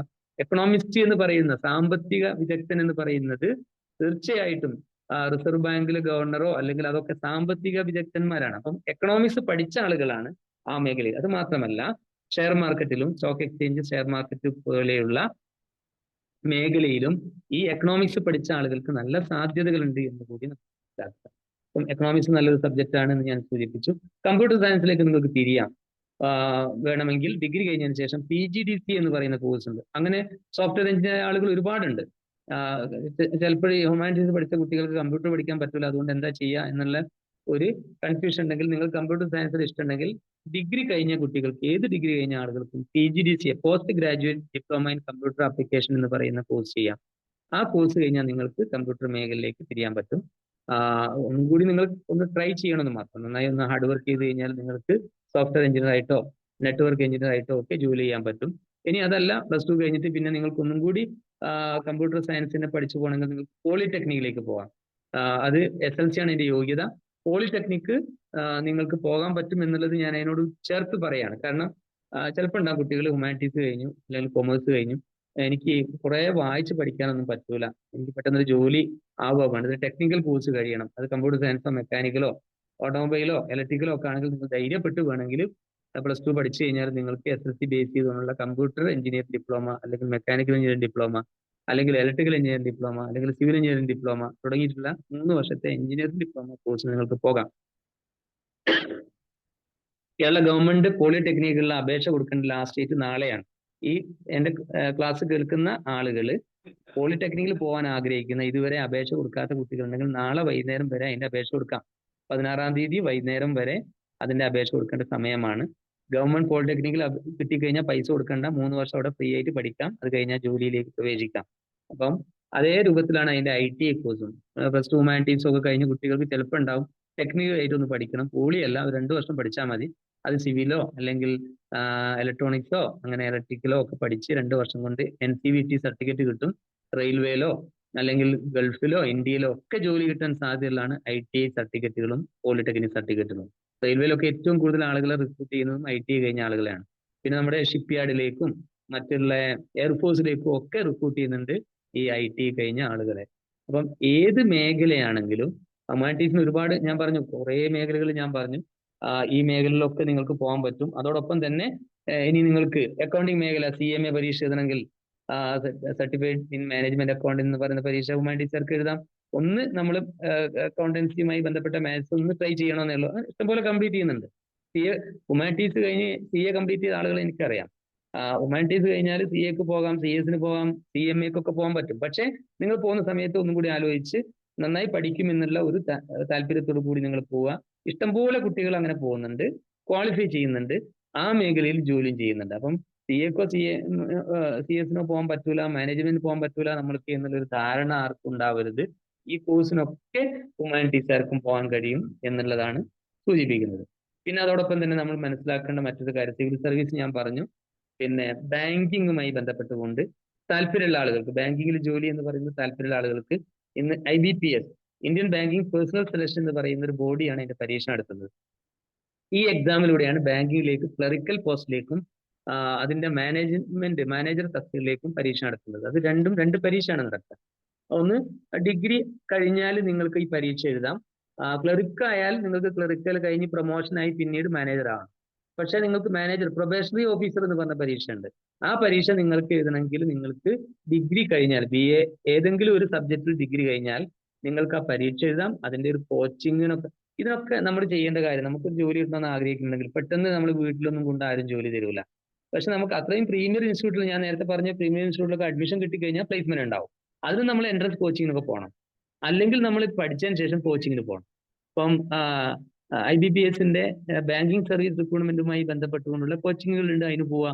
ഒരു വർഷം, ഒരു 6 മാസം അതിന് വേണ്ടി മെനക്കിടുക. അന്ന് നിങ്ങൾക്ക് പ്രൊബേഷൻ ഓഫീസറായി അസിസ്റ്റന്റ് മാനേജറായിട്ട് ബാങ്കിൽ, കനറ ബാങ്കിലോ SBIയിലോ ഒക്കെ നിങ്ങൾക്ക് ഓരോ വർഷവും ആയിരക്കണക്കിന് പോസ്റ്റുകളാണ് വിളിക്കാറ്. അപ്പൊ നിങ്ങൾക്ക് ഈ ബാങ്കുകളിലൊക്കെ അസിസ്റ്റന്റ് മാനേജറായിട്ട് നേരിട്ട് അപ്പോയിന്റ്മെന്റ് കിട്ടും. അപ്പൊ ഡിഗ്രി കഴിഞ്ഞ ഉടനെ തന്നെ നിങ്ങൾ കോച്ചിങ്ങിന് പോവുക, എന്നിട്ട് ആ പരീക്ഷ എഴുതുക, ആ രീതിയിലേക്ക് വരിക. ഇപ്പൊ ബാങ്കിൽ ജോലിക്ക് പോകാം ഹ്യൂമാനിറ്റീസുകാർക്ക്. ഹ്യൂമാനിറ്റീസ് കഴിഞ്ഞ ആളുകൾക്കാണ് അധികം ജോലി കിട്ടുന്നത് അവിടെ. പിന്നെ കേരള പബ്ലിക് സർവീസ് കമ്മീഷൻ പ്രത്യേകിച്ച് ഞാൻ പറയേണ്ട ഒരു കാര്യമാണ്. പിന്നെ നേരത്തെ സാറ് സൂചിപ്പിച്ചിരുന്നു പബ്ലിക് സർവീസ് കമ്മീഷനിലൊക്കെ ജോലി കിട്ടുന്നതിനെ കുറിച്ച്. നിങ്ങൾ സർക്കാർ ജോലിയിൽ കളക്ടറേറ്റിൽ, കോഴിക്കോട് കളക്ടറേറ്റിലോ അല്ലെങ്കിൽ 5 ലക്ഷം സർക്കാർ ജോലി ചെയ്യുന്ന ആളുകളുണ്ട് എന്നാണ്. അതിന്റെ ഒരു കണക്കെടുത്താൽ ഏറ്റവും കൂടുതൽ ഹ്യൂമാനിറ്റീസ് ടീമിൽ വന്ന ആളുകളാണ്. കാരണം അവര് വരൽ കോളേജിൽ പോയി നന്നായി പഠിച്ചു, പിന്നീട് അതിന്റെ കോച്ചിങ്ങിന് പോയി, അല്ലെങ്കിൽ സ്വന്തമായിട്ട് GKയും ജനറൽ ഇംഗ്ലീഷും ഒക്കെ ഡെവലപ്പ് ചെയ്തിട്ട് പരീക്ഷ എഴുതി യോഗ്യത കിട്ടുന്ന ആളുകളാണ് ക്ലറിക്കൽ പോസ്റ്റിലേക്കൊക്കെ കൂടുതലായിട്ടും വരുന്നത്. സയൻസ് ഗ്രൂപ്പുകാരോ മറ്റുള്ള ഗ്രൂപ്പുകാരോ അല്ല. കാരണം അതിന്റെ ഒരു സ്ട്രീമിൽ പോകുന്ന ആളുകൾ ഹ്യൂമാനിറ്റീസ് ഗ്രൂപ്പുകാരാണ്. അപ്പം സർക്കാർ ജോലിയിൽ നിങ്ങളൊരു ഓഫീസിൽ പോയി സ്പെഷ്യൽ സബ്ജക്റ്റുകൾ ഉണ്ടെങ്കിൽ അത് മാത്രമേ. ഇപ്പൊ എന്റെ ഡിപ്പാർട്ട്മെന്റിൽ BA എക്കണോമിക്സുകാരുണ്ട്, സ്റ്റാറ്റിക്സുകാരുണ്ട്, മാത്തമാറ്റിക്സുകാരുണ്ട്. കാരണം അവർക്ക് അത് പറ്റും. ഞാൻ ജോലി ചെയ്യുന്ന ഡിപ്പാർട്ട്മെന്റിൽ സ്റ്റാറ്റിക്സോ അല്ലെങ്കിൽ മാത്സോ അല്ലെങ്കിൽ എക്കണോമിക്സോ കഴിഞ്ഞ ആളുകൾക്കേ പറ്റും. പക്ഷേ ജനറൽ ആയിട്ട് വരുന്ന ഇപ്പൊ പഞ്ചായത്ത് ഓഫീസ്, വില്ലേജ് ഓഫീസ്, പിന്നെ മറ്റുള്ള പിന്നെ എംപ്ലോയ്മെന്റ് ഓഫീസ്, മറ്റുള്ള കുറേ ഡിപ്പാർട്ട്മെന്റുകളില്ല, ആ ഡിപ്പാർട്ട്മെന്റിലൊക്കെ ഉള്ള ക്ലറിക്കൽ പോസ്റ്റിലേക്കുള്ള പരീക്ഷകൾ ഡിഗ്രി കഴിഞ്ഞതിന് ശേഷം ഇപ്പൊ പഞ്ചായത്ത് സെക്രട്ടറി നേരിട്ട് ഗസ്റ്റ് റാങ്ക് ആണ്. ഈ പഞ്ചായത്ത് സെക്രട്ടറി എന്ന് പറഞ്ഞാൽ നേരിട്ട് ഗസ്റ്റ് റാങ്ക്. ഡിഗ്രി കഴിഞ്ഞ് ഹ്യൂമാനിറ്റീസ് സ്ട്രീമിൽ പഠിച്ച ആളുകൾക്കാണ് ഏറ്റവും നന്നായി പഞ്ചായത്ത് സെക്രട്ടറി ആ പരീക്ഷ എഴുതാൻ കഴിയുന്നത്. കൂടുതൽ ആളുകൾ അങ്ങനെ വരുന്നത് അവരാണ്.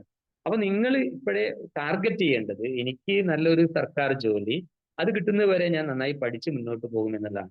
ഇപ്പൊ BA എക്കണോമിക്സോ BA ഇംഗ്ലീഷോ കഴിഞ്ഞ ആളുകൾക്ക്, BA ഹിസ്റ്ററിയോ കഴിഞ്ഞ ആളുകൾക്ക് പഞ്ചായത്ത് സെക്രട്ടറി പോസ്റ്റിന് അപേക്ഷിക്കാം, BDO ബ്ലോക്ക് ഡെവലപ്മെന്റ് ഓഫീസർ പോസ്റ്റിന് അപേക്ഷിക്കാം, സെക്രട്ടേറിയറ്റ് പോസ്റ്റിന് അപേക്ഷിക്കാം. സെക്രട്ടേറിയറ്റ് അസിസ്റ്റന്റ് എന്ന് പറയുന്ന നല്ല ഗ്ലാമർ പോസ്റ്റാണ്. പിന്നെ ജൂനിയർ എംപ്ലോയ്മെന്റ് ഓഫീസർ എന്ന് പറഞ്ഞ പോസ്റ്റിന് അപേക്ഷിക്കാം. അപ്പൊ അങ്ങനെ ഉള്ള കോമൺ ആയിട്ട് ഡിഗ്രി കഴിഞ്ഞ് വരുന്ന എല്ലാ പരീക്ഷകളും നിങ്ങൾക്ക് എഴുതാം. അതിൽ ഏറ്റവും കൂടുതൽ ആളുകൾ ക്വാളിഫൈ ചെയ്യുന്നത് ഹ്യൂമാനിറ്റീസ് ടീമിൽ വരുന്ന ആളുകളാണ്. കാരണം എന്താണെന്ന് വെച്ചാൽ ഒന്നും കൂടി വായനാശീലമുള്ള അവർക്കാണ്. അപ്പൊ അതുകൊണ്ട് അത് നിങ്ങളുടെ മനസ്സിലുണ്ടാവുക. അങ്ങനെ നിങ്ങൾ എക്സാം എഴുതാൻ ശ്രമിക്കുക. അങ്ങനെ നിങ്ങൾ മുന്നോട്ട് പോയാൽ പിന്നെ PSC പരീക്ഷ എഴുതി നിങ്ങൾക്ക് ക്ലറിക്കൽ പോസ്റ്റിലോ അല്ലെങ്കിൽ മറ്റുള്ള മേഖലയിലേക്കോ പോകാൻ പറ്റും. നേരത്തെ ഒരാൾ ചോദിച്ചിരുന്നു പോലീസ് ഡിപ്പാർട്ട്മെന്റിലേക്ക് പോകാൻ പറ്റുക എങ്ങനെയാണുള്ളത്. പോലീസ് ഡിപ്പാർട്ട്മെന്റിലേക്ക് നിങ്ങൾക്ക് പോകാൻ പറ്റുന്നത് ഞാൻ പറഞ്ഞല്ലോ നേരത്തെ. ഒന്ന് IPS സിവിൽ സർവീസ് എക്സാമിനേഷൻ നേരിട്ട് അസിസ്റ്റന്റ് കമ്മീഷണർ ഓഫ് പോലീസോ അല്ലെങ്കിൽ സൂപ്രണ്ട് ഓഫ് പോലീസോ ഒക്കെ ആയി മാറാൻ പറ്റുന്ന ഒരു പോസ്റ്റാണ്. SP ഒക്കെ ആയി മാറാൻ പറ്റുന്നതാണ് IPS സർവീസ്. അതങ്ങനെ സിവിൽ സർവീസ് എഴുതണം ഡിഗ്രി കഴിഞ്ഞതിന് ശേഷം. പിന്നെ അതിന്റെ തൊട്ട് താഴെ SI ആവാൻ പറ്റും. അത് നിങ്ങൾ അടിവരയിട്ട് മനസ്സിലാക്കേണ്ടതാണ്. പിന്നെ നിങ്ങൾ BA ഇംഗ്ലീഷോ BA എക്കണോമിക്സോ അല്ലെങ്കിൽ BA ഹിസ്റ്ററിയോ BA സോഷ്യോളജിയോ കഴിഞ്ഞാൽ നിങ്ങൾക്ക് മറ്റുള്ള ഡിഗ്രിക്കാർക്ക് എഴുതാട്ടോ. പക്ഷെ കൂടുതൽ ക്വാളിഫൈ ചെയ്യുന്നത് ഹ്യൂമാനിറ്റീസ് സ്ട്രീമിൽ വന്ന ഡിഗ്രിക്കാരാണ്, കൂടുതൽ വായനാശീലമൊക്കെ അവർക്കുള്ളത് കൊണ്ട് തന്നെ നേരിട്ട് നിങ്ങൾക്ക് സബ് ഇൻസ്പെക്ടർ ആവാം. ഡിഗ്രി കഴിയണം. ഡിഗ്രി കഴിഞ്ഞാൽ നിങ്ങൾ സബ് ഇൻസ്പെക്ടർ പ്രിലിമിനറി എക്സാമിനേഷൻ ഉണ്ട്, ഫൈനൽ എക്സാമിനേഷൻ ഉണ്ട്. അതിൽ കയറിയ ആളുകളാണ് ഈ ഇപ്പം നമ്മൾ കാണുന്ന യങ്സ്റ്റേഴ്സ് ആയിട്ടുള്ള പിന്നെ CI മാരും DYSPമാരൊക്കെ അല്ല, അവരൊക്കെ നേരിട്ട് SI ആയ ആളുകളാണ്. ആ നേരിട്ട് SI ആയി കഴിഞ്ഞാൽ നിങ്ങൾക്ക് 25-ാം വയസ്സിൽ തന്നെ SI ആവാം. ഒരു 30-ാം വയസ്സിൽ നിങ്ങൾ CI ആവും. CI ആയി കഴിഞ്ഞാൽ പിന്നെ ഒരു 5-6 വർഷം കഴിഞ്ഞാൽ DYSP ആവും. പിന്നെ DYSP ആയി കഴിഞ്ഞാൽ നിങ്ങൾക്ക് കംഫർട്ട് IPS തരും സർക്കാർ. എന്നിട്ട് നിങ്ങൾക്ക് IPS കിട്ടിയാൽ നിങ്ങൾക്ക് SP ആവാം, പിന്നെ DIG ആവാം, IG ആവാം, അങ്ങനെ പ്രൊമോഷൻ ആയിട്ട് പോവാം. സാധാരണ SI ആയ ആളുകൾക്ക് ഇപ്പോഴും ഏകദേശം IG വരെയൊക്കെ ആയി മാറാൻ കഴിയും, യങ്സ്റ്റേഴ്സ് ആയിട്ട് അപ്പോയിന്റ്മെന്റ് ആയി കിട്ടിക്കഴിഞ്ഞാൽ. പിന്നെ അപ്പം നേരത്തെ നിങ്ങൾ അങ്ങനെ ടാർഗറ്റ് ചെയ്തുകൊണ്ട് SI ആവണമെന്ന് ആഗ്രഹിക്കുക. ഡിഗ്രി കഴിഞ്ഞതിന് ശേഷം ഞാൻ PSC പരീക്ഷ എഴുതി SI സെലക്ഷൻ കിട്ടുമെന്ന് നിങ്ങൾ തീരുമാനിക്കുക. അങ്ങനെ നിങ്ങൾ പഠിക്കുക. അങ്ങനെ നിങ്ങൾ മുന്നോട്ട് പോയി കഴിഞ്ഞാൽ നേരിട്ട് SI ആവും. ഇനി അതിന് താഴെയുള്ള ഒരു പോസ്റ്റാണ് പോലീസ് കോൺസ്റ്റബിൾ. ഇപ്പോഴും ജൂനിയർ സിവിൽ പോലീസ് ഓഫീസർ എന്നാ പറയാ, കോൺസ്റ്റബിൾ എന്നുള്ള പേര് മാറ്റി junior civil police officer, senior civil police officer എന്നാണ്. ആദ്യം ജൂനിയർ സിവിൽ പോലീസ് ഓഫീസർ ആവും, പിന്നെ പ്രൊമോഷനായി സീനിയർ ആവും, പിന്നെ ASI ആവും, assistant sub inspector of police, പിന്നെയാണ് SI ആവുക. അപ്പൊ 10-25 കൊല്ലം ആവും. പിന്നെ നമുക്ക് CEO ഒന്നും ആവാനുള്ള ഒരു സമയം ഉണ്ടാവില്ല ചിലപ്പോൾ. അതുകൊണ്ടാണ് ഞാൻ പറഞ്ഞത് നേരിട്ട് SI ആവുക. അപ്പൊ CI DYSP ആ കേഡറിൽ നേരിട്ട് മുന്നോട്ട് പോകാൻ പറ്റും. പോലീസ് ആവാൻ +2 ആണ് യോഗ്യത. പിന്നെ +2 പരീക്ഷ കഴിഞ്ഞ ആളുകൾക്ക്, ഹ്യൂമാനിറ്റീസ് കഴിഞ്ഞ ആളുകൾക്ക് നിങ്ങൾക്ക് PSC വിളിക്കും. അമ്മ പോലീസിന്റെ ടെസ്റ്റ് എഴുതാം. 18 വയസ്സ് പൂർത്തിയാവുകയും ചെയ്യണം. 1 ടൈം രജിസ്റ്റർ ചെയ്തിട്ട് പോലീസിന്റെ ടെസ്റ്റ് എഴുതി അങ്ങനെ നിങ്ങൾക്ക് ആ രീതിയിൽ മുന്നോട്ട് പോകാൻ കഴിയും. നേരത്തെ ഒരാൾ ചോദിക്കും കൂടി ചെയ്താണ്, അതുകൊണ്ടാണ് ഞാൻ പ്രത്യേകം പറഞ്ഞത്. SSC സ്റ്റാഫ് സെലക്ഷൻ കമ്മീഷൻ ഞാൻ നേരത്തെ പറഞ്ഞല്ലോ, പിന്നെ സാറ് സൂചിപ്പിച്ചിരുന്നു. കമ്പൈൻ ഗ്രാജുവേറ്റ് ലെവൽ എക്സാമിനേഷൻ ഉണ്ട്, combine higher secondary level examination ഉണ്ട്. ഇന്ത്യയിലെ പ്രീമിയർ ഒന്നും കൂടി പിന്നെ ക്രീം തലങ്ങളിലേക്കുള്ള, പ്രത്യേകിച്ച് income tax department, intelligence department, പിന്നെ NIA national investigation agency, CBI central bureau of investigation, central industrial security forces എന്ന് പറയുന്ന എയർപോർട്ടൊക്കെ സംരക്ഷിക്കുന്ന ആളുകൾ, ഇതിലെ വിദേശകാര്യ മന്ത്രാലയങ്ങളിലേക്ക്, പാസ്പോർട്ട് ഓഫീസ്, ഇങ്ങനെയുള്ള ഏറ്റവും പ്രധാനപ്പെട്ട തലങ്ങൾ. IAS എന്ന് പറയുന്ന സിവിൽ സർവീസ് എക്സാമിനേഷൻ കഴിഞ്ഞാൽ പിന്നീട് ഏറ്റവും നല്ല ക്രീം പോസ്റ്റിലേക്ക് സെലക്ട് ചെയ്യപ്പെടുന്ന ഒരു പരീക്ഷയാണ് കമ്പൈൻഡ് ഗ്രാജുവേറ്റ് ലെവൽ എക്സാമിനേഷൻ എന്ന് പറയും, CGL എന്ന് പറയും. ആ പരീക്ഷ ഹ്യൂമാനിറ്റീസ് സ്ട്രീമുകാരെ എഴുതണം. കാരണം ഹ്യൂമാനിറ്റീസ് സ്ട്രീമുകാർക്ക് കൂടുതൽ ക്വാളിഫൈ ചെയ്യുന്നത്, സയൻസുകാർക്കല്ല. അപ്പൊ അതുകൊണ്ട് തന്നെ പിന്നെ +2 ഹ്യൂമാനിറ്റീസ് കഴിഞ്ഞിട്ട് നിങ്ങൾ ഡിഗ്രി ഏത് എക്കണോമിക്സ് ആണെങ്കിൽ, ഹ്യൂമാനിറ്റീസ് ഹിസ്റ്ററി ആണെങ്കിൽ ഏത് സെലക്ട് ചെയ്താലും നിങ്ങൾ ഈ CGL പരീക്ഷ ടാർഗറ്റ് ചെയ്തുകൊണ്ട് നിങ്ങൾ പോയാൽ നിങ്ങൾ CBI ഓഫീസർ ആവാം, നിങ്ങൾക്ക് ഇൻകം ടാക്സ് ഓഫീസർ ആവാം, നിങ്ങൾക്ക് ഇന്റലിജൻസ് ഡിപ്പാർട്ട്മെന്റിലെ ഏറ്റവും നല്ല ഓഫീസർ ആവാം, നിങ്ങൾക്ക് NIA-യിലുള്ള ഏറ്റവും നല്ല ഓഫീസർ ആവാം, എൻഫോഴ്സ്മെന്റ് ഡിപ്പാർട്ട്മെന്റിലെ ഓഫീസർ ആവാം. അപ്പൊ ആ രീതിയിൽ CGL കമ്പൈൻഡ് ഗ്രാജുവേറ്റ് ലെവൽ പരീക്ഷ എഴുതുന്നത് സാധാരണ ഈ ഡിഗ്രി കഴിഞ്ഞ ആളുകൾ അതിൽ ഏറ്റവും കൂടുതൽ ക്വാളിഫൈ ചെയ്യുന്നതും ഹ്യൂമാനിറ്റീസ് സ്ട്രീമിൽ വന്ന ആളുകളാണ്. അപ്പൊ നമ്മൾ ഹ്യൂമാനിറ്റീസ് പഠിക്കുന്ന ആളുകൾ ചില്ലറക്കാരല്ല എന്നുള്ള തോന്നൽ നമുക്ക് ആദ്യം ഉണ്ടാവേണ്ടത്. ഇന്ത്യയിലെ ഏറ്റവും ഉയർന്ന പോസ്റ്റിലേക്ക് വരാൻ പറ്റുന്ന, ഞാൻ പറഞ്ഞല്ലോ, സുപ്രീം കോടതി ചീഫ് ജസ്റ്റിസ്, മാത്രമല്ല സർക്കാർ ഡിപ്പാർട്ട്മെന്റിലേക്ക്, ബാങ്കിങ് ഡിപ്പാർട്ട്മെന്റിലേക്ക് എന്ന് പറയാൻ മാത്രമല്ല, ഞാൻ നേരത്തെ പറഞ്ഞ ഒരുപാട് കോഴ്സുകൾ, ഞാൻ എല്ലാ കോഴ്സും സ്ഥാപനവും ഞാൻ എല്ലാം പറഞ്ഞിട്ടില്ല, കാരണം എന്താണെന്ന് വെച്ചാൽ പറയാനുള്ള സമയമല്ല, അതുകൊണ്ടാണ്. അപ്പം ഈ തലത്തിൽ മുന്നോട്ട് പോകാൻ പറ്റുന്ന ഏറ്റവും ബെസ്റ്റായ ഒരു ഗ്രൂപ്പ് തന്നെയാണ് ഹ്യൂമാനിറ്റീസ് എന്ന് നിങ്ങൾ മനസ്സിലാക്കുക. അതറിഞ്ഞുകൊണ്ട് നിങ്ങൾ സെലക്ട് ചെയ്യുക, അങ്ങനെ നിങ്ങൾ മുന്നോട്ട് പോവുക എന്നുള്ളതാണ് സൂചിപ്പിക്കുന്നത്. നമ്മുടെ സമയം അവസാനിക്കാറായി. അതായത് കുറച്ച് സമയം നമ്മുടെ സെക്രട്ടറി സാറും കൂടെ ഉണ്ട്. പിന്നെ നിങ്ങൾക്ക് ക്വസ്റ്റ്യൻസിന് നിങ്ങൾ ചോദിച്ച ചോദ്യങ്ങൾക്കൊക്കെ ഞാൻ ആൻസർ പറഞ്ഞിട്ടുണ്ടെന്ന് എനിക്ക് തോന്നുന്നത്. ഞാൻ അടുത്ത ക്ലാസ് എടുക്കുന്ന സമയത്ത് ഞാൻ നോട്ട് ചെയ്തിരുന്നു. ഇനി അതല്ലാത്ത ചോദ്യങ്ങളുടെ ചോദിക്കാം. ഏതായാലും സിജിയുമായി നിങ്ങൾ ബന്ധപ്പെടുക. CIGI centre for information guidance India ഇതുപോലുള്ള കരിയർ ഗൈഡൻസ് ക്ലാസ്സുകളും ഒക്കെ ഫ്രീ ആയിട്ട് നടത്തുന്ന ഒരു സ്ഥാപനമാണ്. പിന്നെ നിങ്ങൾക്ക് അവിടെ വന്നാൽ നേരിട്ട് കൗൺസിലിംഗ് കിട്ടും. ആപ്റ്റിറ്റ്യൂഡ് ടെസ്റ്റ് വേണം നിങ്ങൾക്ക് അങ്ങനെ എഴുതാം. സിജിയുമായി നിങ്ങൾക്ക് ബന്ധപ്പെടുക, കോൺടാക്ട് ഉണ്ടാവും. അത് നിങ്ങളുടെ കരിയറുമായി ബന്ധപ്പെട്ടുകൊണ്ട് ഏറ്റവും നല്ല ഒരു നേട്ടം നിങ്ങൾക്കുണ്ടാവും എന്നുള്ളതാണ്.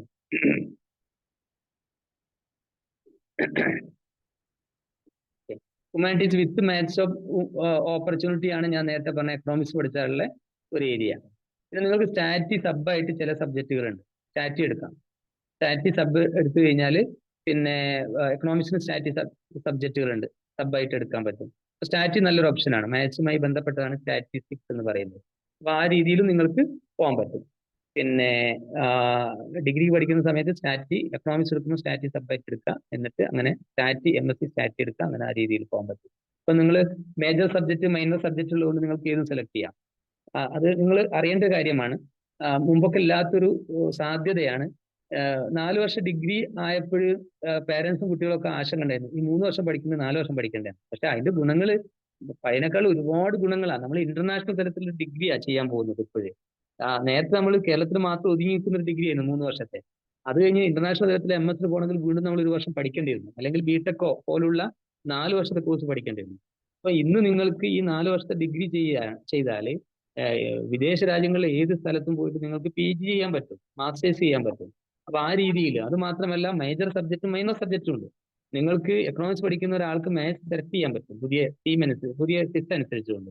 എന്നിട്ട് നിങ്ങൾക്ക് ആ സബ്ജക്റ്റിലാണ് പഠിക്കണമെങ്കിൽ നിങ്ങൾക്ക് ആ മേഖലയിലേക്ക് പോകാൻ പറ്റും. MSc മാത്സ് ചെയ്തുകൊണ്ട് പോകാൻ പറ്റും. നേരത്തെ പറ്റില്ലായിരുന്നു. ഹ്യൂമാനിറ്റീസ് പഠിക്കുന്ന ഒരു കുട്ടിക്ക് കെമിസ്ട്രി സെലക്ട് ചെയ്യാൻ പറ്റൂല ആയിരുന്നു നേരത്തെ. ഇപ്പൊ നിങ്ങൾക്ക് അതാത് ആ യൂണിവേഴ്സിറ്റിയിൽ ആ സൗകര്യം ഉണ്ടെങ്കിൽ നിങ്ങൾക്ക് സെലക്ട് ചെയ്യാം, നിങ്ങൾക്ക് ഇഷ്ടപ്പെട്ട് സെലക്ട് ചെയ്യാം. നിങ്ങൾക്ക് സ്കിൽ ആയി ബന്ധപ്പെട്ടുകൊണ്ട് നിങ്ങൾക്കൊരു സെലക്ട് ചെയ്യണം തോന്നിക്കഴിഞ്ഞാൽ അത് സെലക്ട് ചെയ്യാം. അപ്പൊ ആ മേഖലയിലൊക്കെ നിങ്ങൾക്ക് സെലക്ട് ചെയ്യാൻ പറ്റും എന്നുള്ളതാണ്. അപ്പൊ അങ്ങനെ മൈനർ സബ്ജക്റ്റുകൾ സെലക്ട് ചെയ്തുകൊണ്ട്, മാത്സ് സെലക്ട് ചെയ്തുകൊണ്ട്, സ്റ്റാറ്റിക്സ് സെലക്ട് ചെയ്തുകൊണ്ട് നിങ്ങൾക്ക് മുന്നോട്ട് പോകാൻ പറ്റും. ഓക്കെ. ദെൻ BA അറബിക്കിനെ കുറിച്ച്, അറബി നല്ല ഒപ്റ്റ് ചെയ്യാൻ പറ്റുന്ന സബ്ജക്റ്റ് ആണ്. നല്ല ഇഷ്ടപ്പെടുന്ന ആളുകൾക്ക് അറബി നല്ല സബ്ജക്റ്റ് ആണ്. മലയാളം നല്ല സബ്ജക്റ്റ് ആണ്. നേരത്തെ ഞാൻ ലാംഗ്വേജ് പറഞ്ഞപ്പോൾ വിട്ടുപോയതാണ് അറബി എന്ന് പറയുന്നത്. അറബിയെ സംബന്ധിച്ചിടത്തോളം വേറൊരു സാധ്യത കൂടിയുള്ളത് വിദേശ രാജ്യങ്ങൾ. ഒരുപാട് രാജ്യങ്ങൾ അറബി സംസാരിക്കുന്നു. അറബിയിലാണ് അവിടെ ട്രാൻസാക്ഷൻ ഒക്കെ നടക്കുന്നത്, അതിലാണ് എഴുത്തുകൂട്ടുകൾ നടക്കുന്നത്. ആ രാജ്യങ്ങളിലൊക്കെ പ്രത്യേകിച്ച് പിന്നെ നല്ല സാധ്യതകൾ ആ രാജ്യങ്ങളിലൊക്കെ ഉണ്ട്. ട്രാൻസ്ലേറ്റർ ആയിട്ട് സാധ്യതയുണ്ട്. അറബി പഠിക്കുമ്പോൾ സ്വാഭാവികമായിട്ട് ഇംഗ്ലീഷും പഠിക്കും.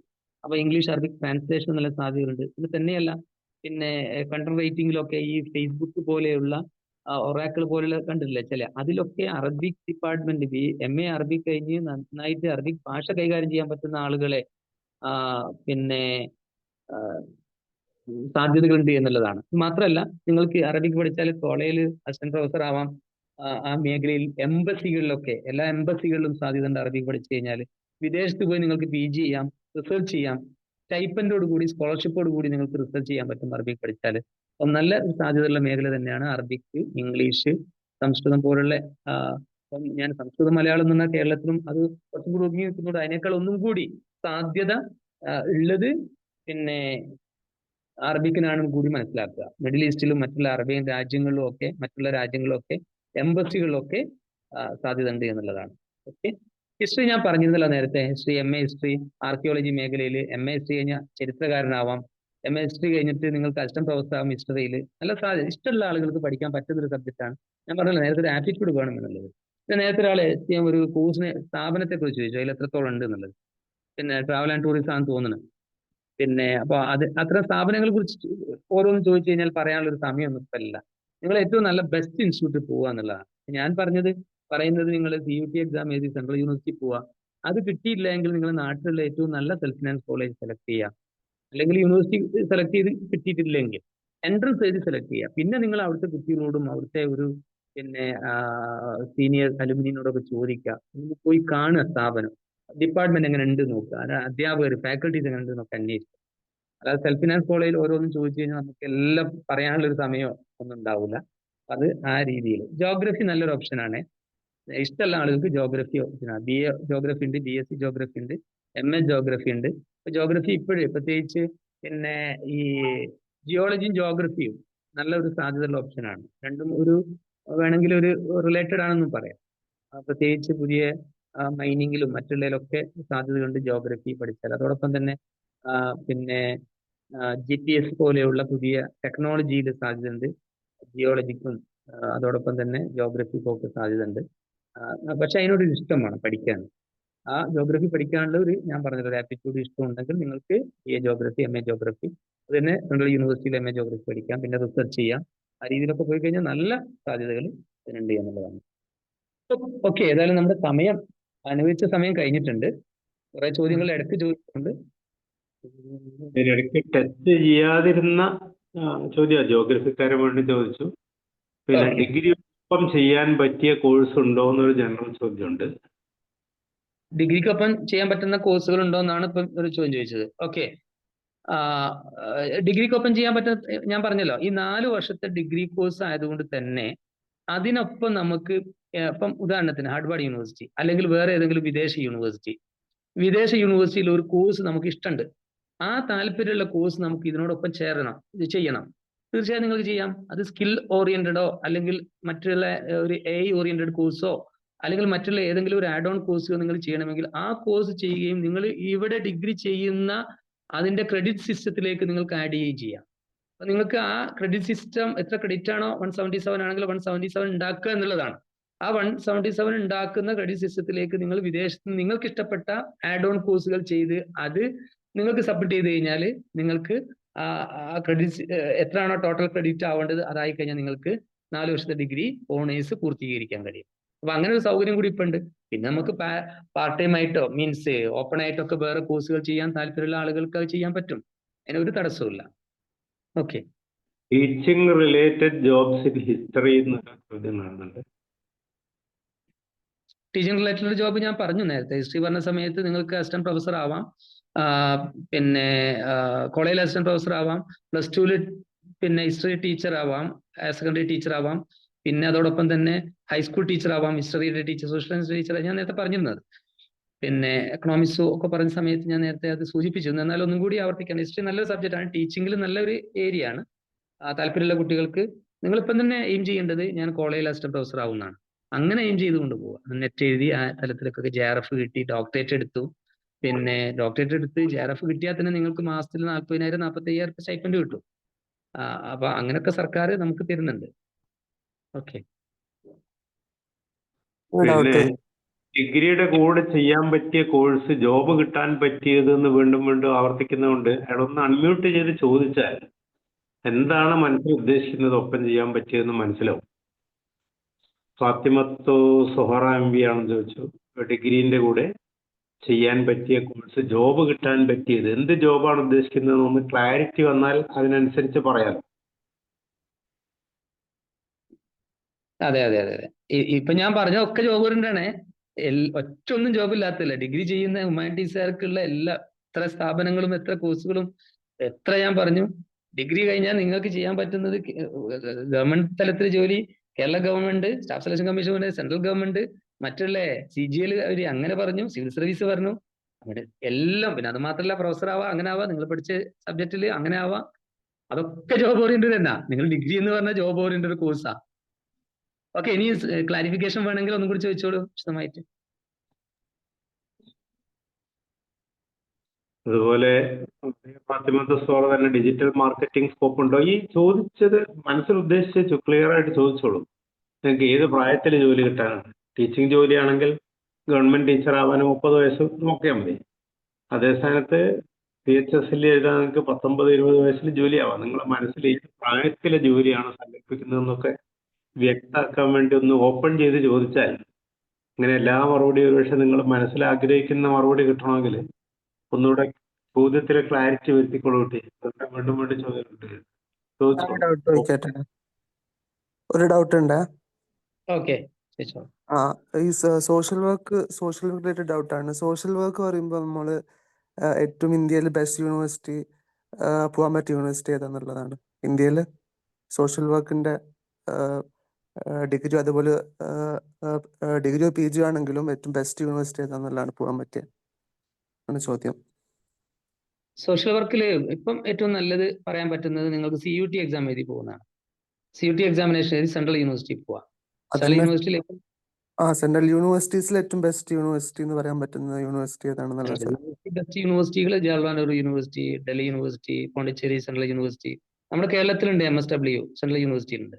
അവിടെ ചെയ്താലും Tata institute of social science നല്ല, അത് പിന്നെ വേറെ എക്സാമിനേഷൻ ആണ്. Tata institute of social science എന്നുള്ളത് സോഷ്യൽ സയൻസുമായി ബന്ധപ്പെട്ടുകൊണ്ട് മാത്രം.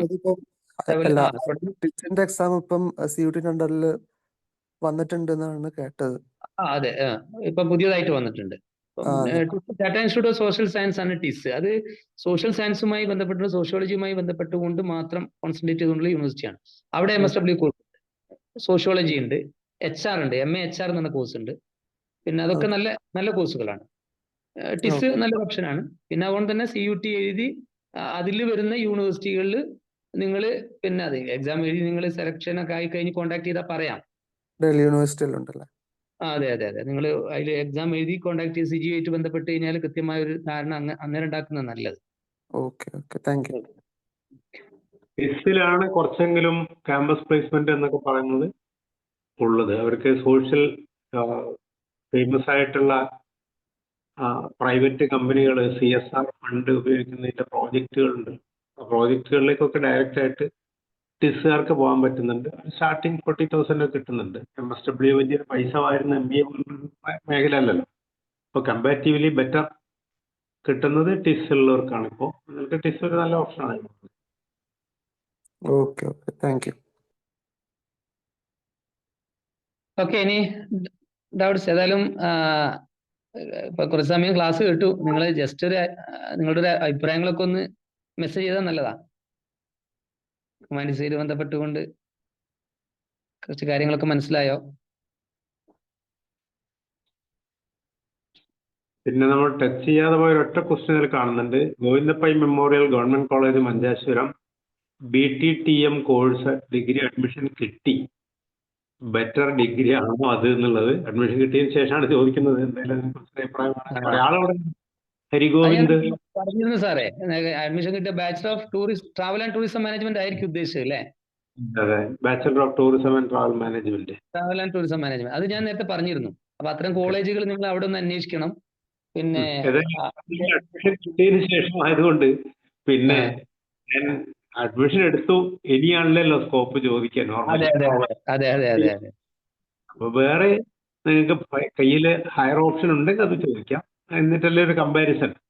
അല്ലെങ്കിൽ ആ കോളേജ് വെച്ചിട്ട് നിങ്ങളുടെ മിടുക്കുണ്ട്. ഈ സാറ് പറഞ്ഞ ഏത് ജോലിയും കിട്ടുന്നത് മിടുക്കന്മാർക്ക് മാത്രമാണല്ലോ, അത് ഹാർഡ് വർക്ക് ചെയ്യുന്നവർക്ക്. അപ്പൊ നിങ്ങൾ ഹാർഡ് വർക്ക് ചെയ്തിട്ട് അതിലേക്ക് പോവുകയേ രക്ഷയുള്ളൂ. സാധാരണ രീതിയിൽ ചോദ്യങ്ങളൊക്കെ വേണ്ടത് ചേരുന്നതിന് മുമ്പേ ആണ്. കഴിഞ്ഞ സ്ഥിതിക്ക് അതങ്ങ് പ്രയോജനപ്പെടുത്തുക.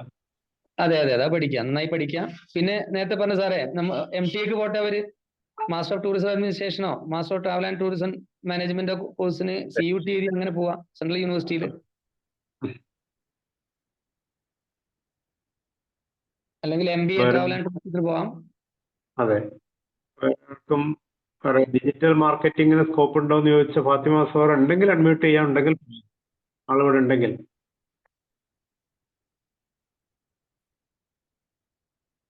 ആളില്ലെന്ന് തോന്നുന്നു. ഓക്കെ, നല്ല, നമുക്ക് അവസാനിപ്പിക്കാം. ഇതിനെ കുറിച്ച് അഭിപ്രായം ആരും പറഞ്ഞില്ലല്ലോ. ജസ്റ്റ് മെസ്സേജ് ചെയ്താൽ മതി. നിങ്ങളുടെ കമന്റ്സ് ഇതിലിടാം, അല്ലെങ്കിൽ ഓപ്പൺ ചെയ്ത് നിങ്ങൾക്ക് പറയും. നിങ്ങളുടെ കമന്റ്സ് പറയാം, അല്ലെങ്കിൽ കുറിച്ചിടാം.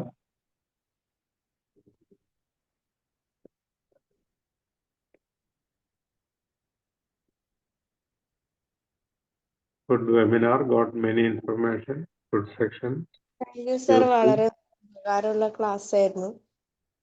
ഒരുപാട് യൂണിവേഴ്സിറ്റിനെ കുറിച്ച് മനസ്സിലാക്കാൻ പറ്റി. എനിക്ക് തോന്നുന്നു ഞാൻ ഹ്യൂമാനിറ്റീസ് ആയിരുന്നു ഇപ്പൊ പഠിച്ച, ഞാൻ +2 കഴിഞ്ഞ കുട്ടിയാണ്.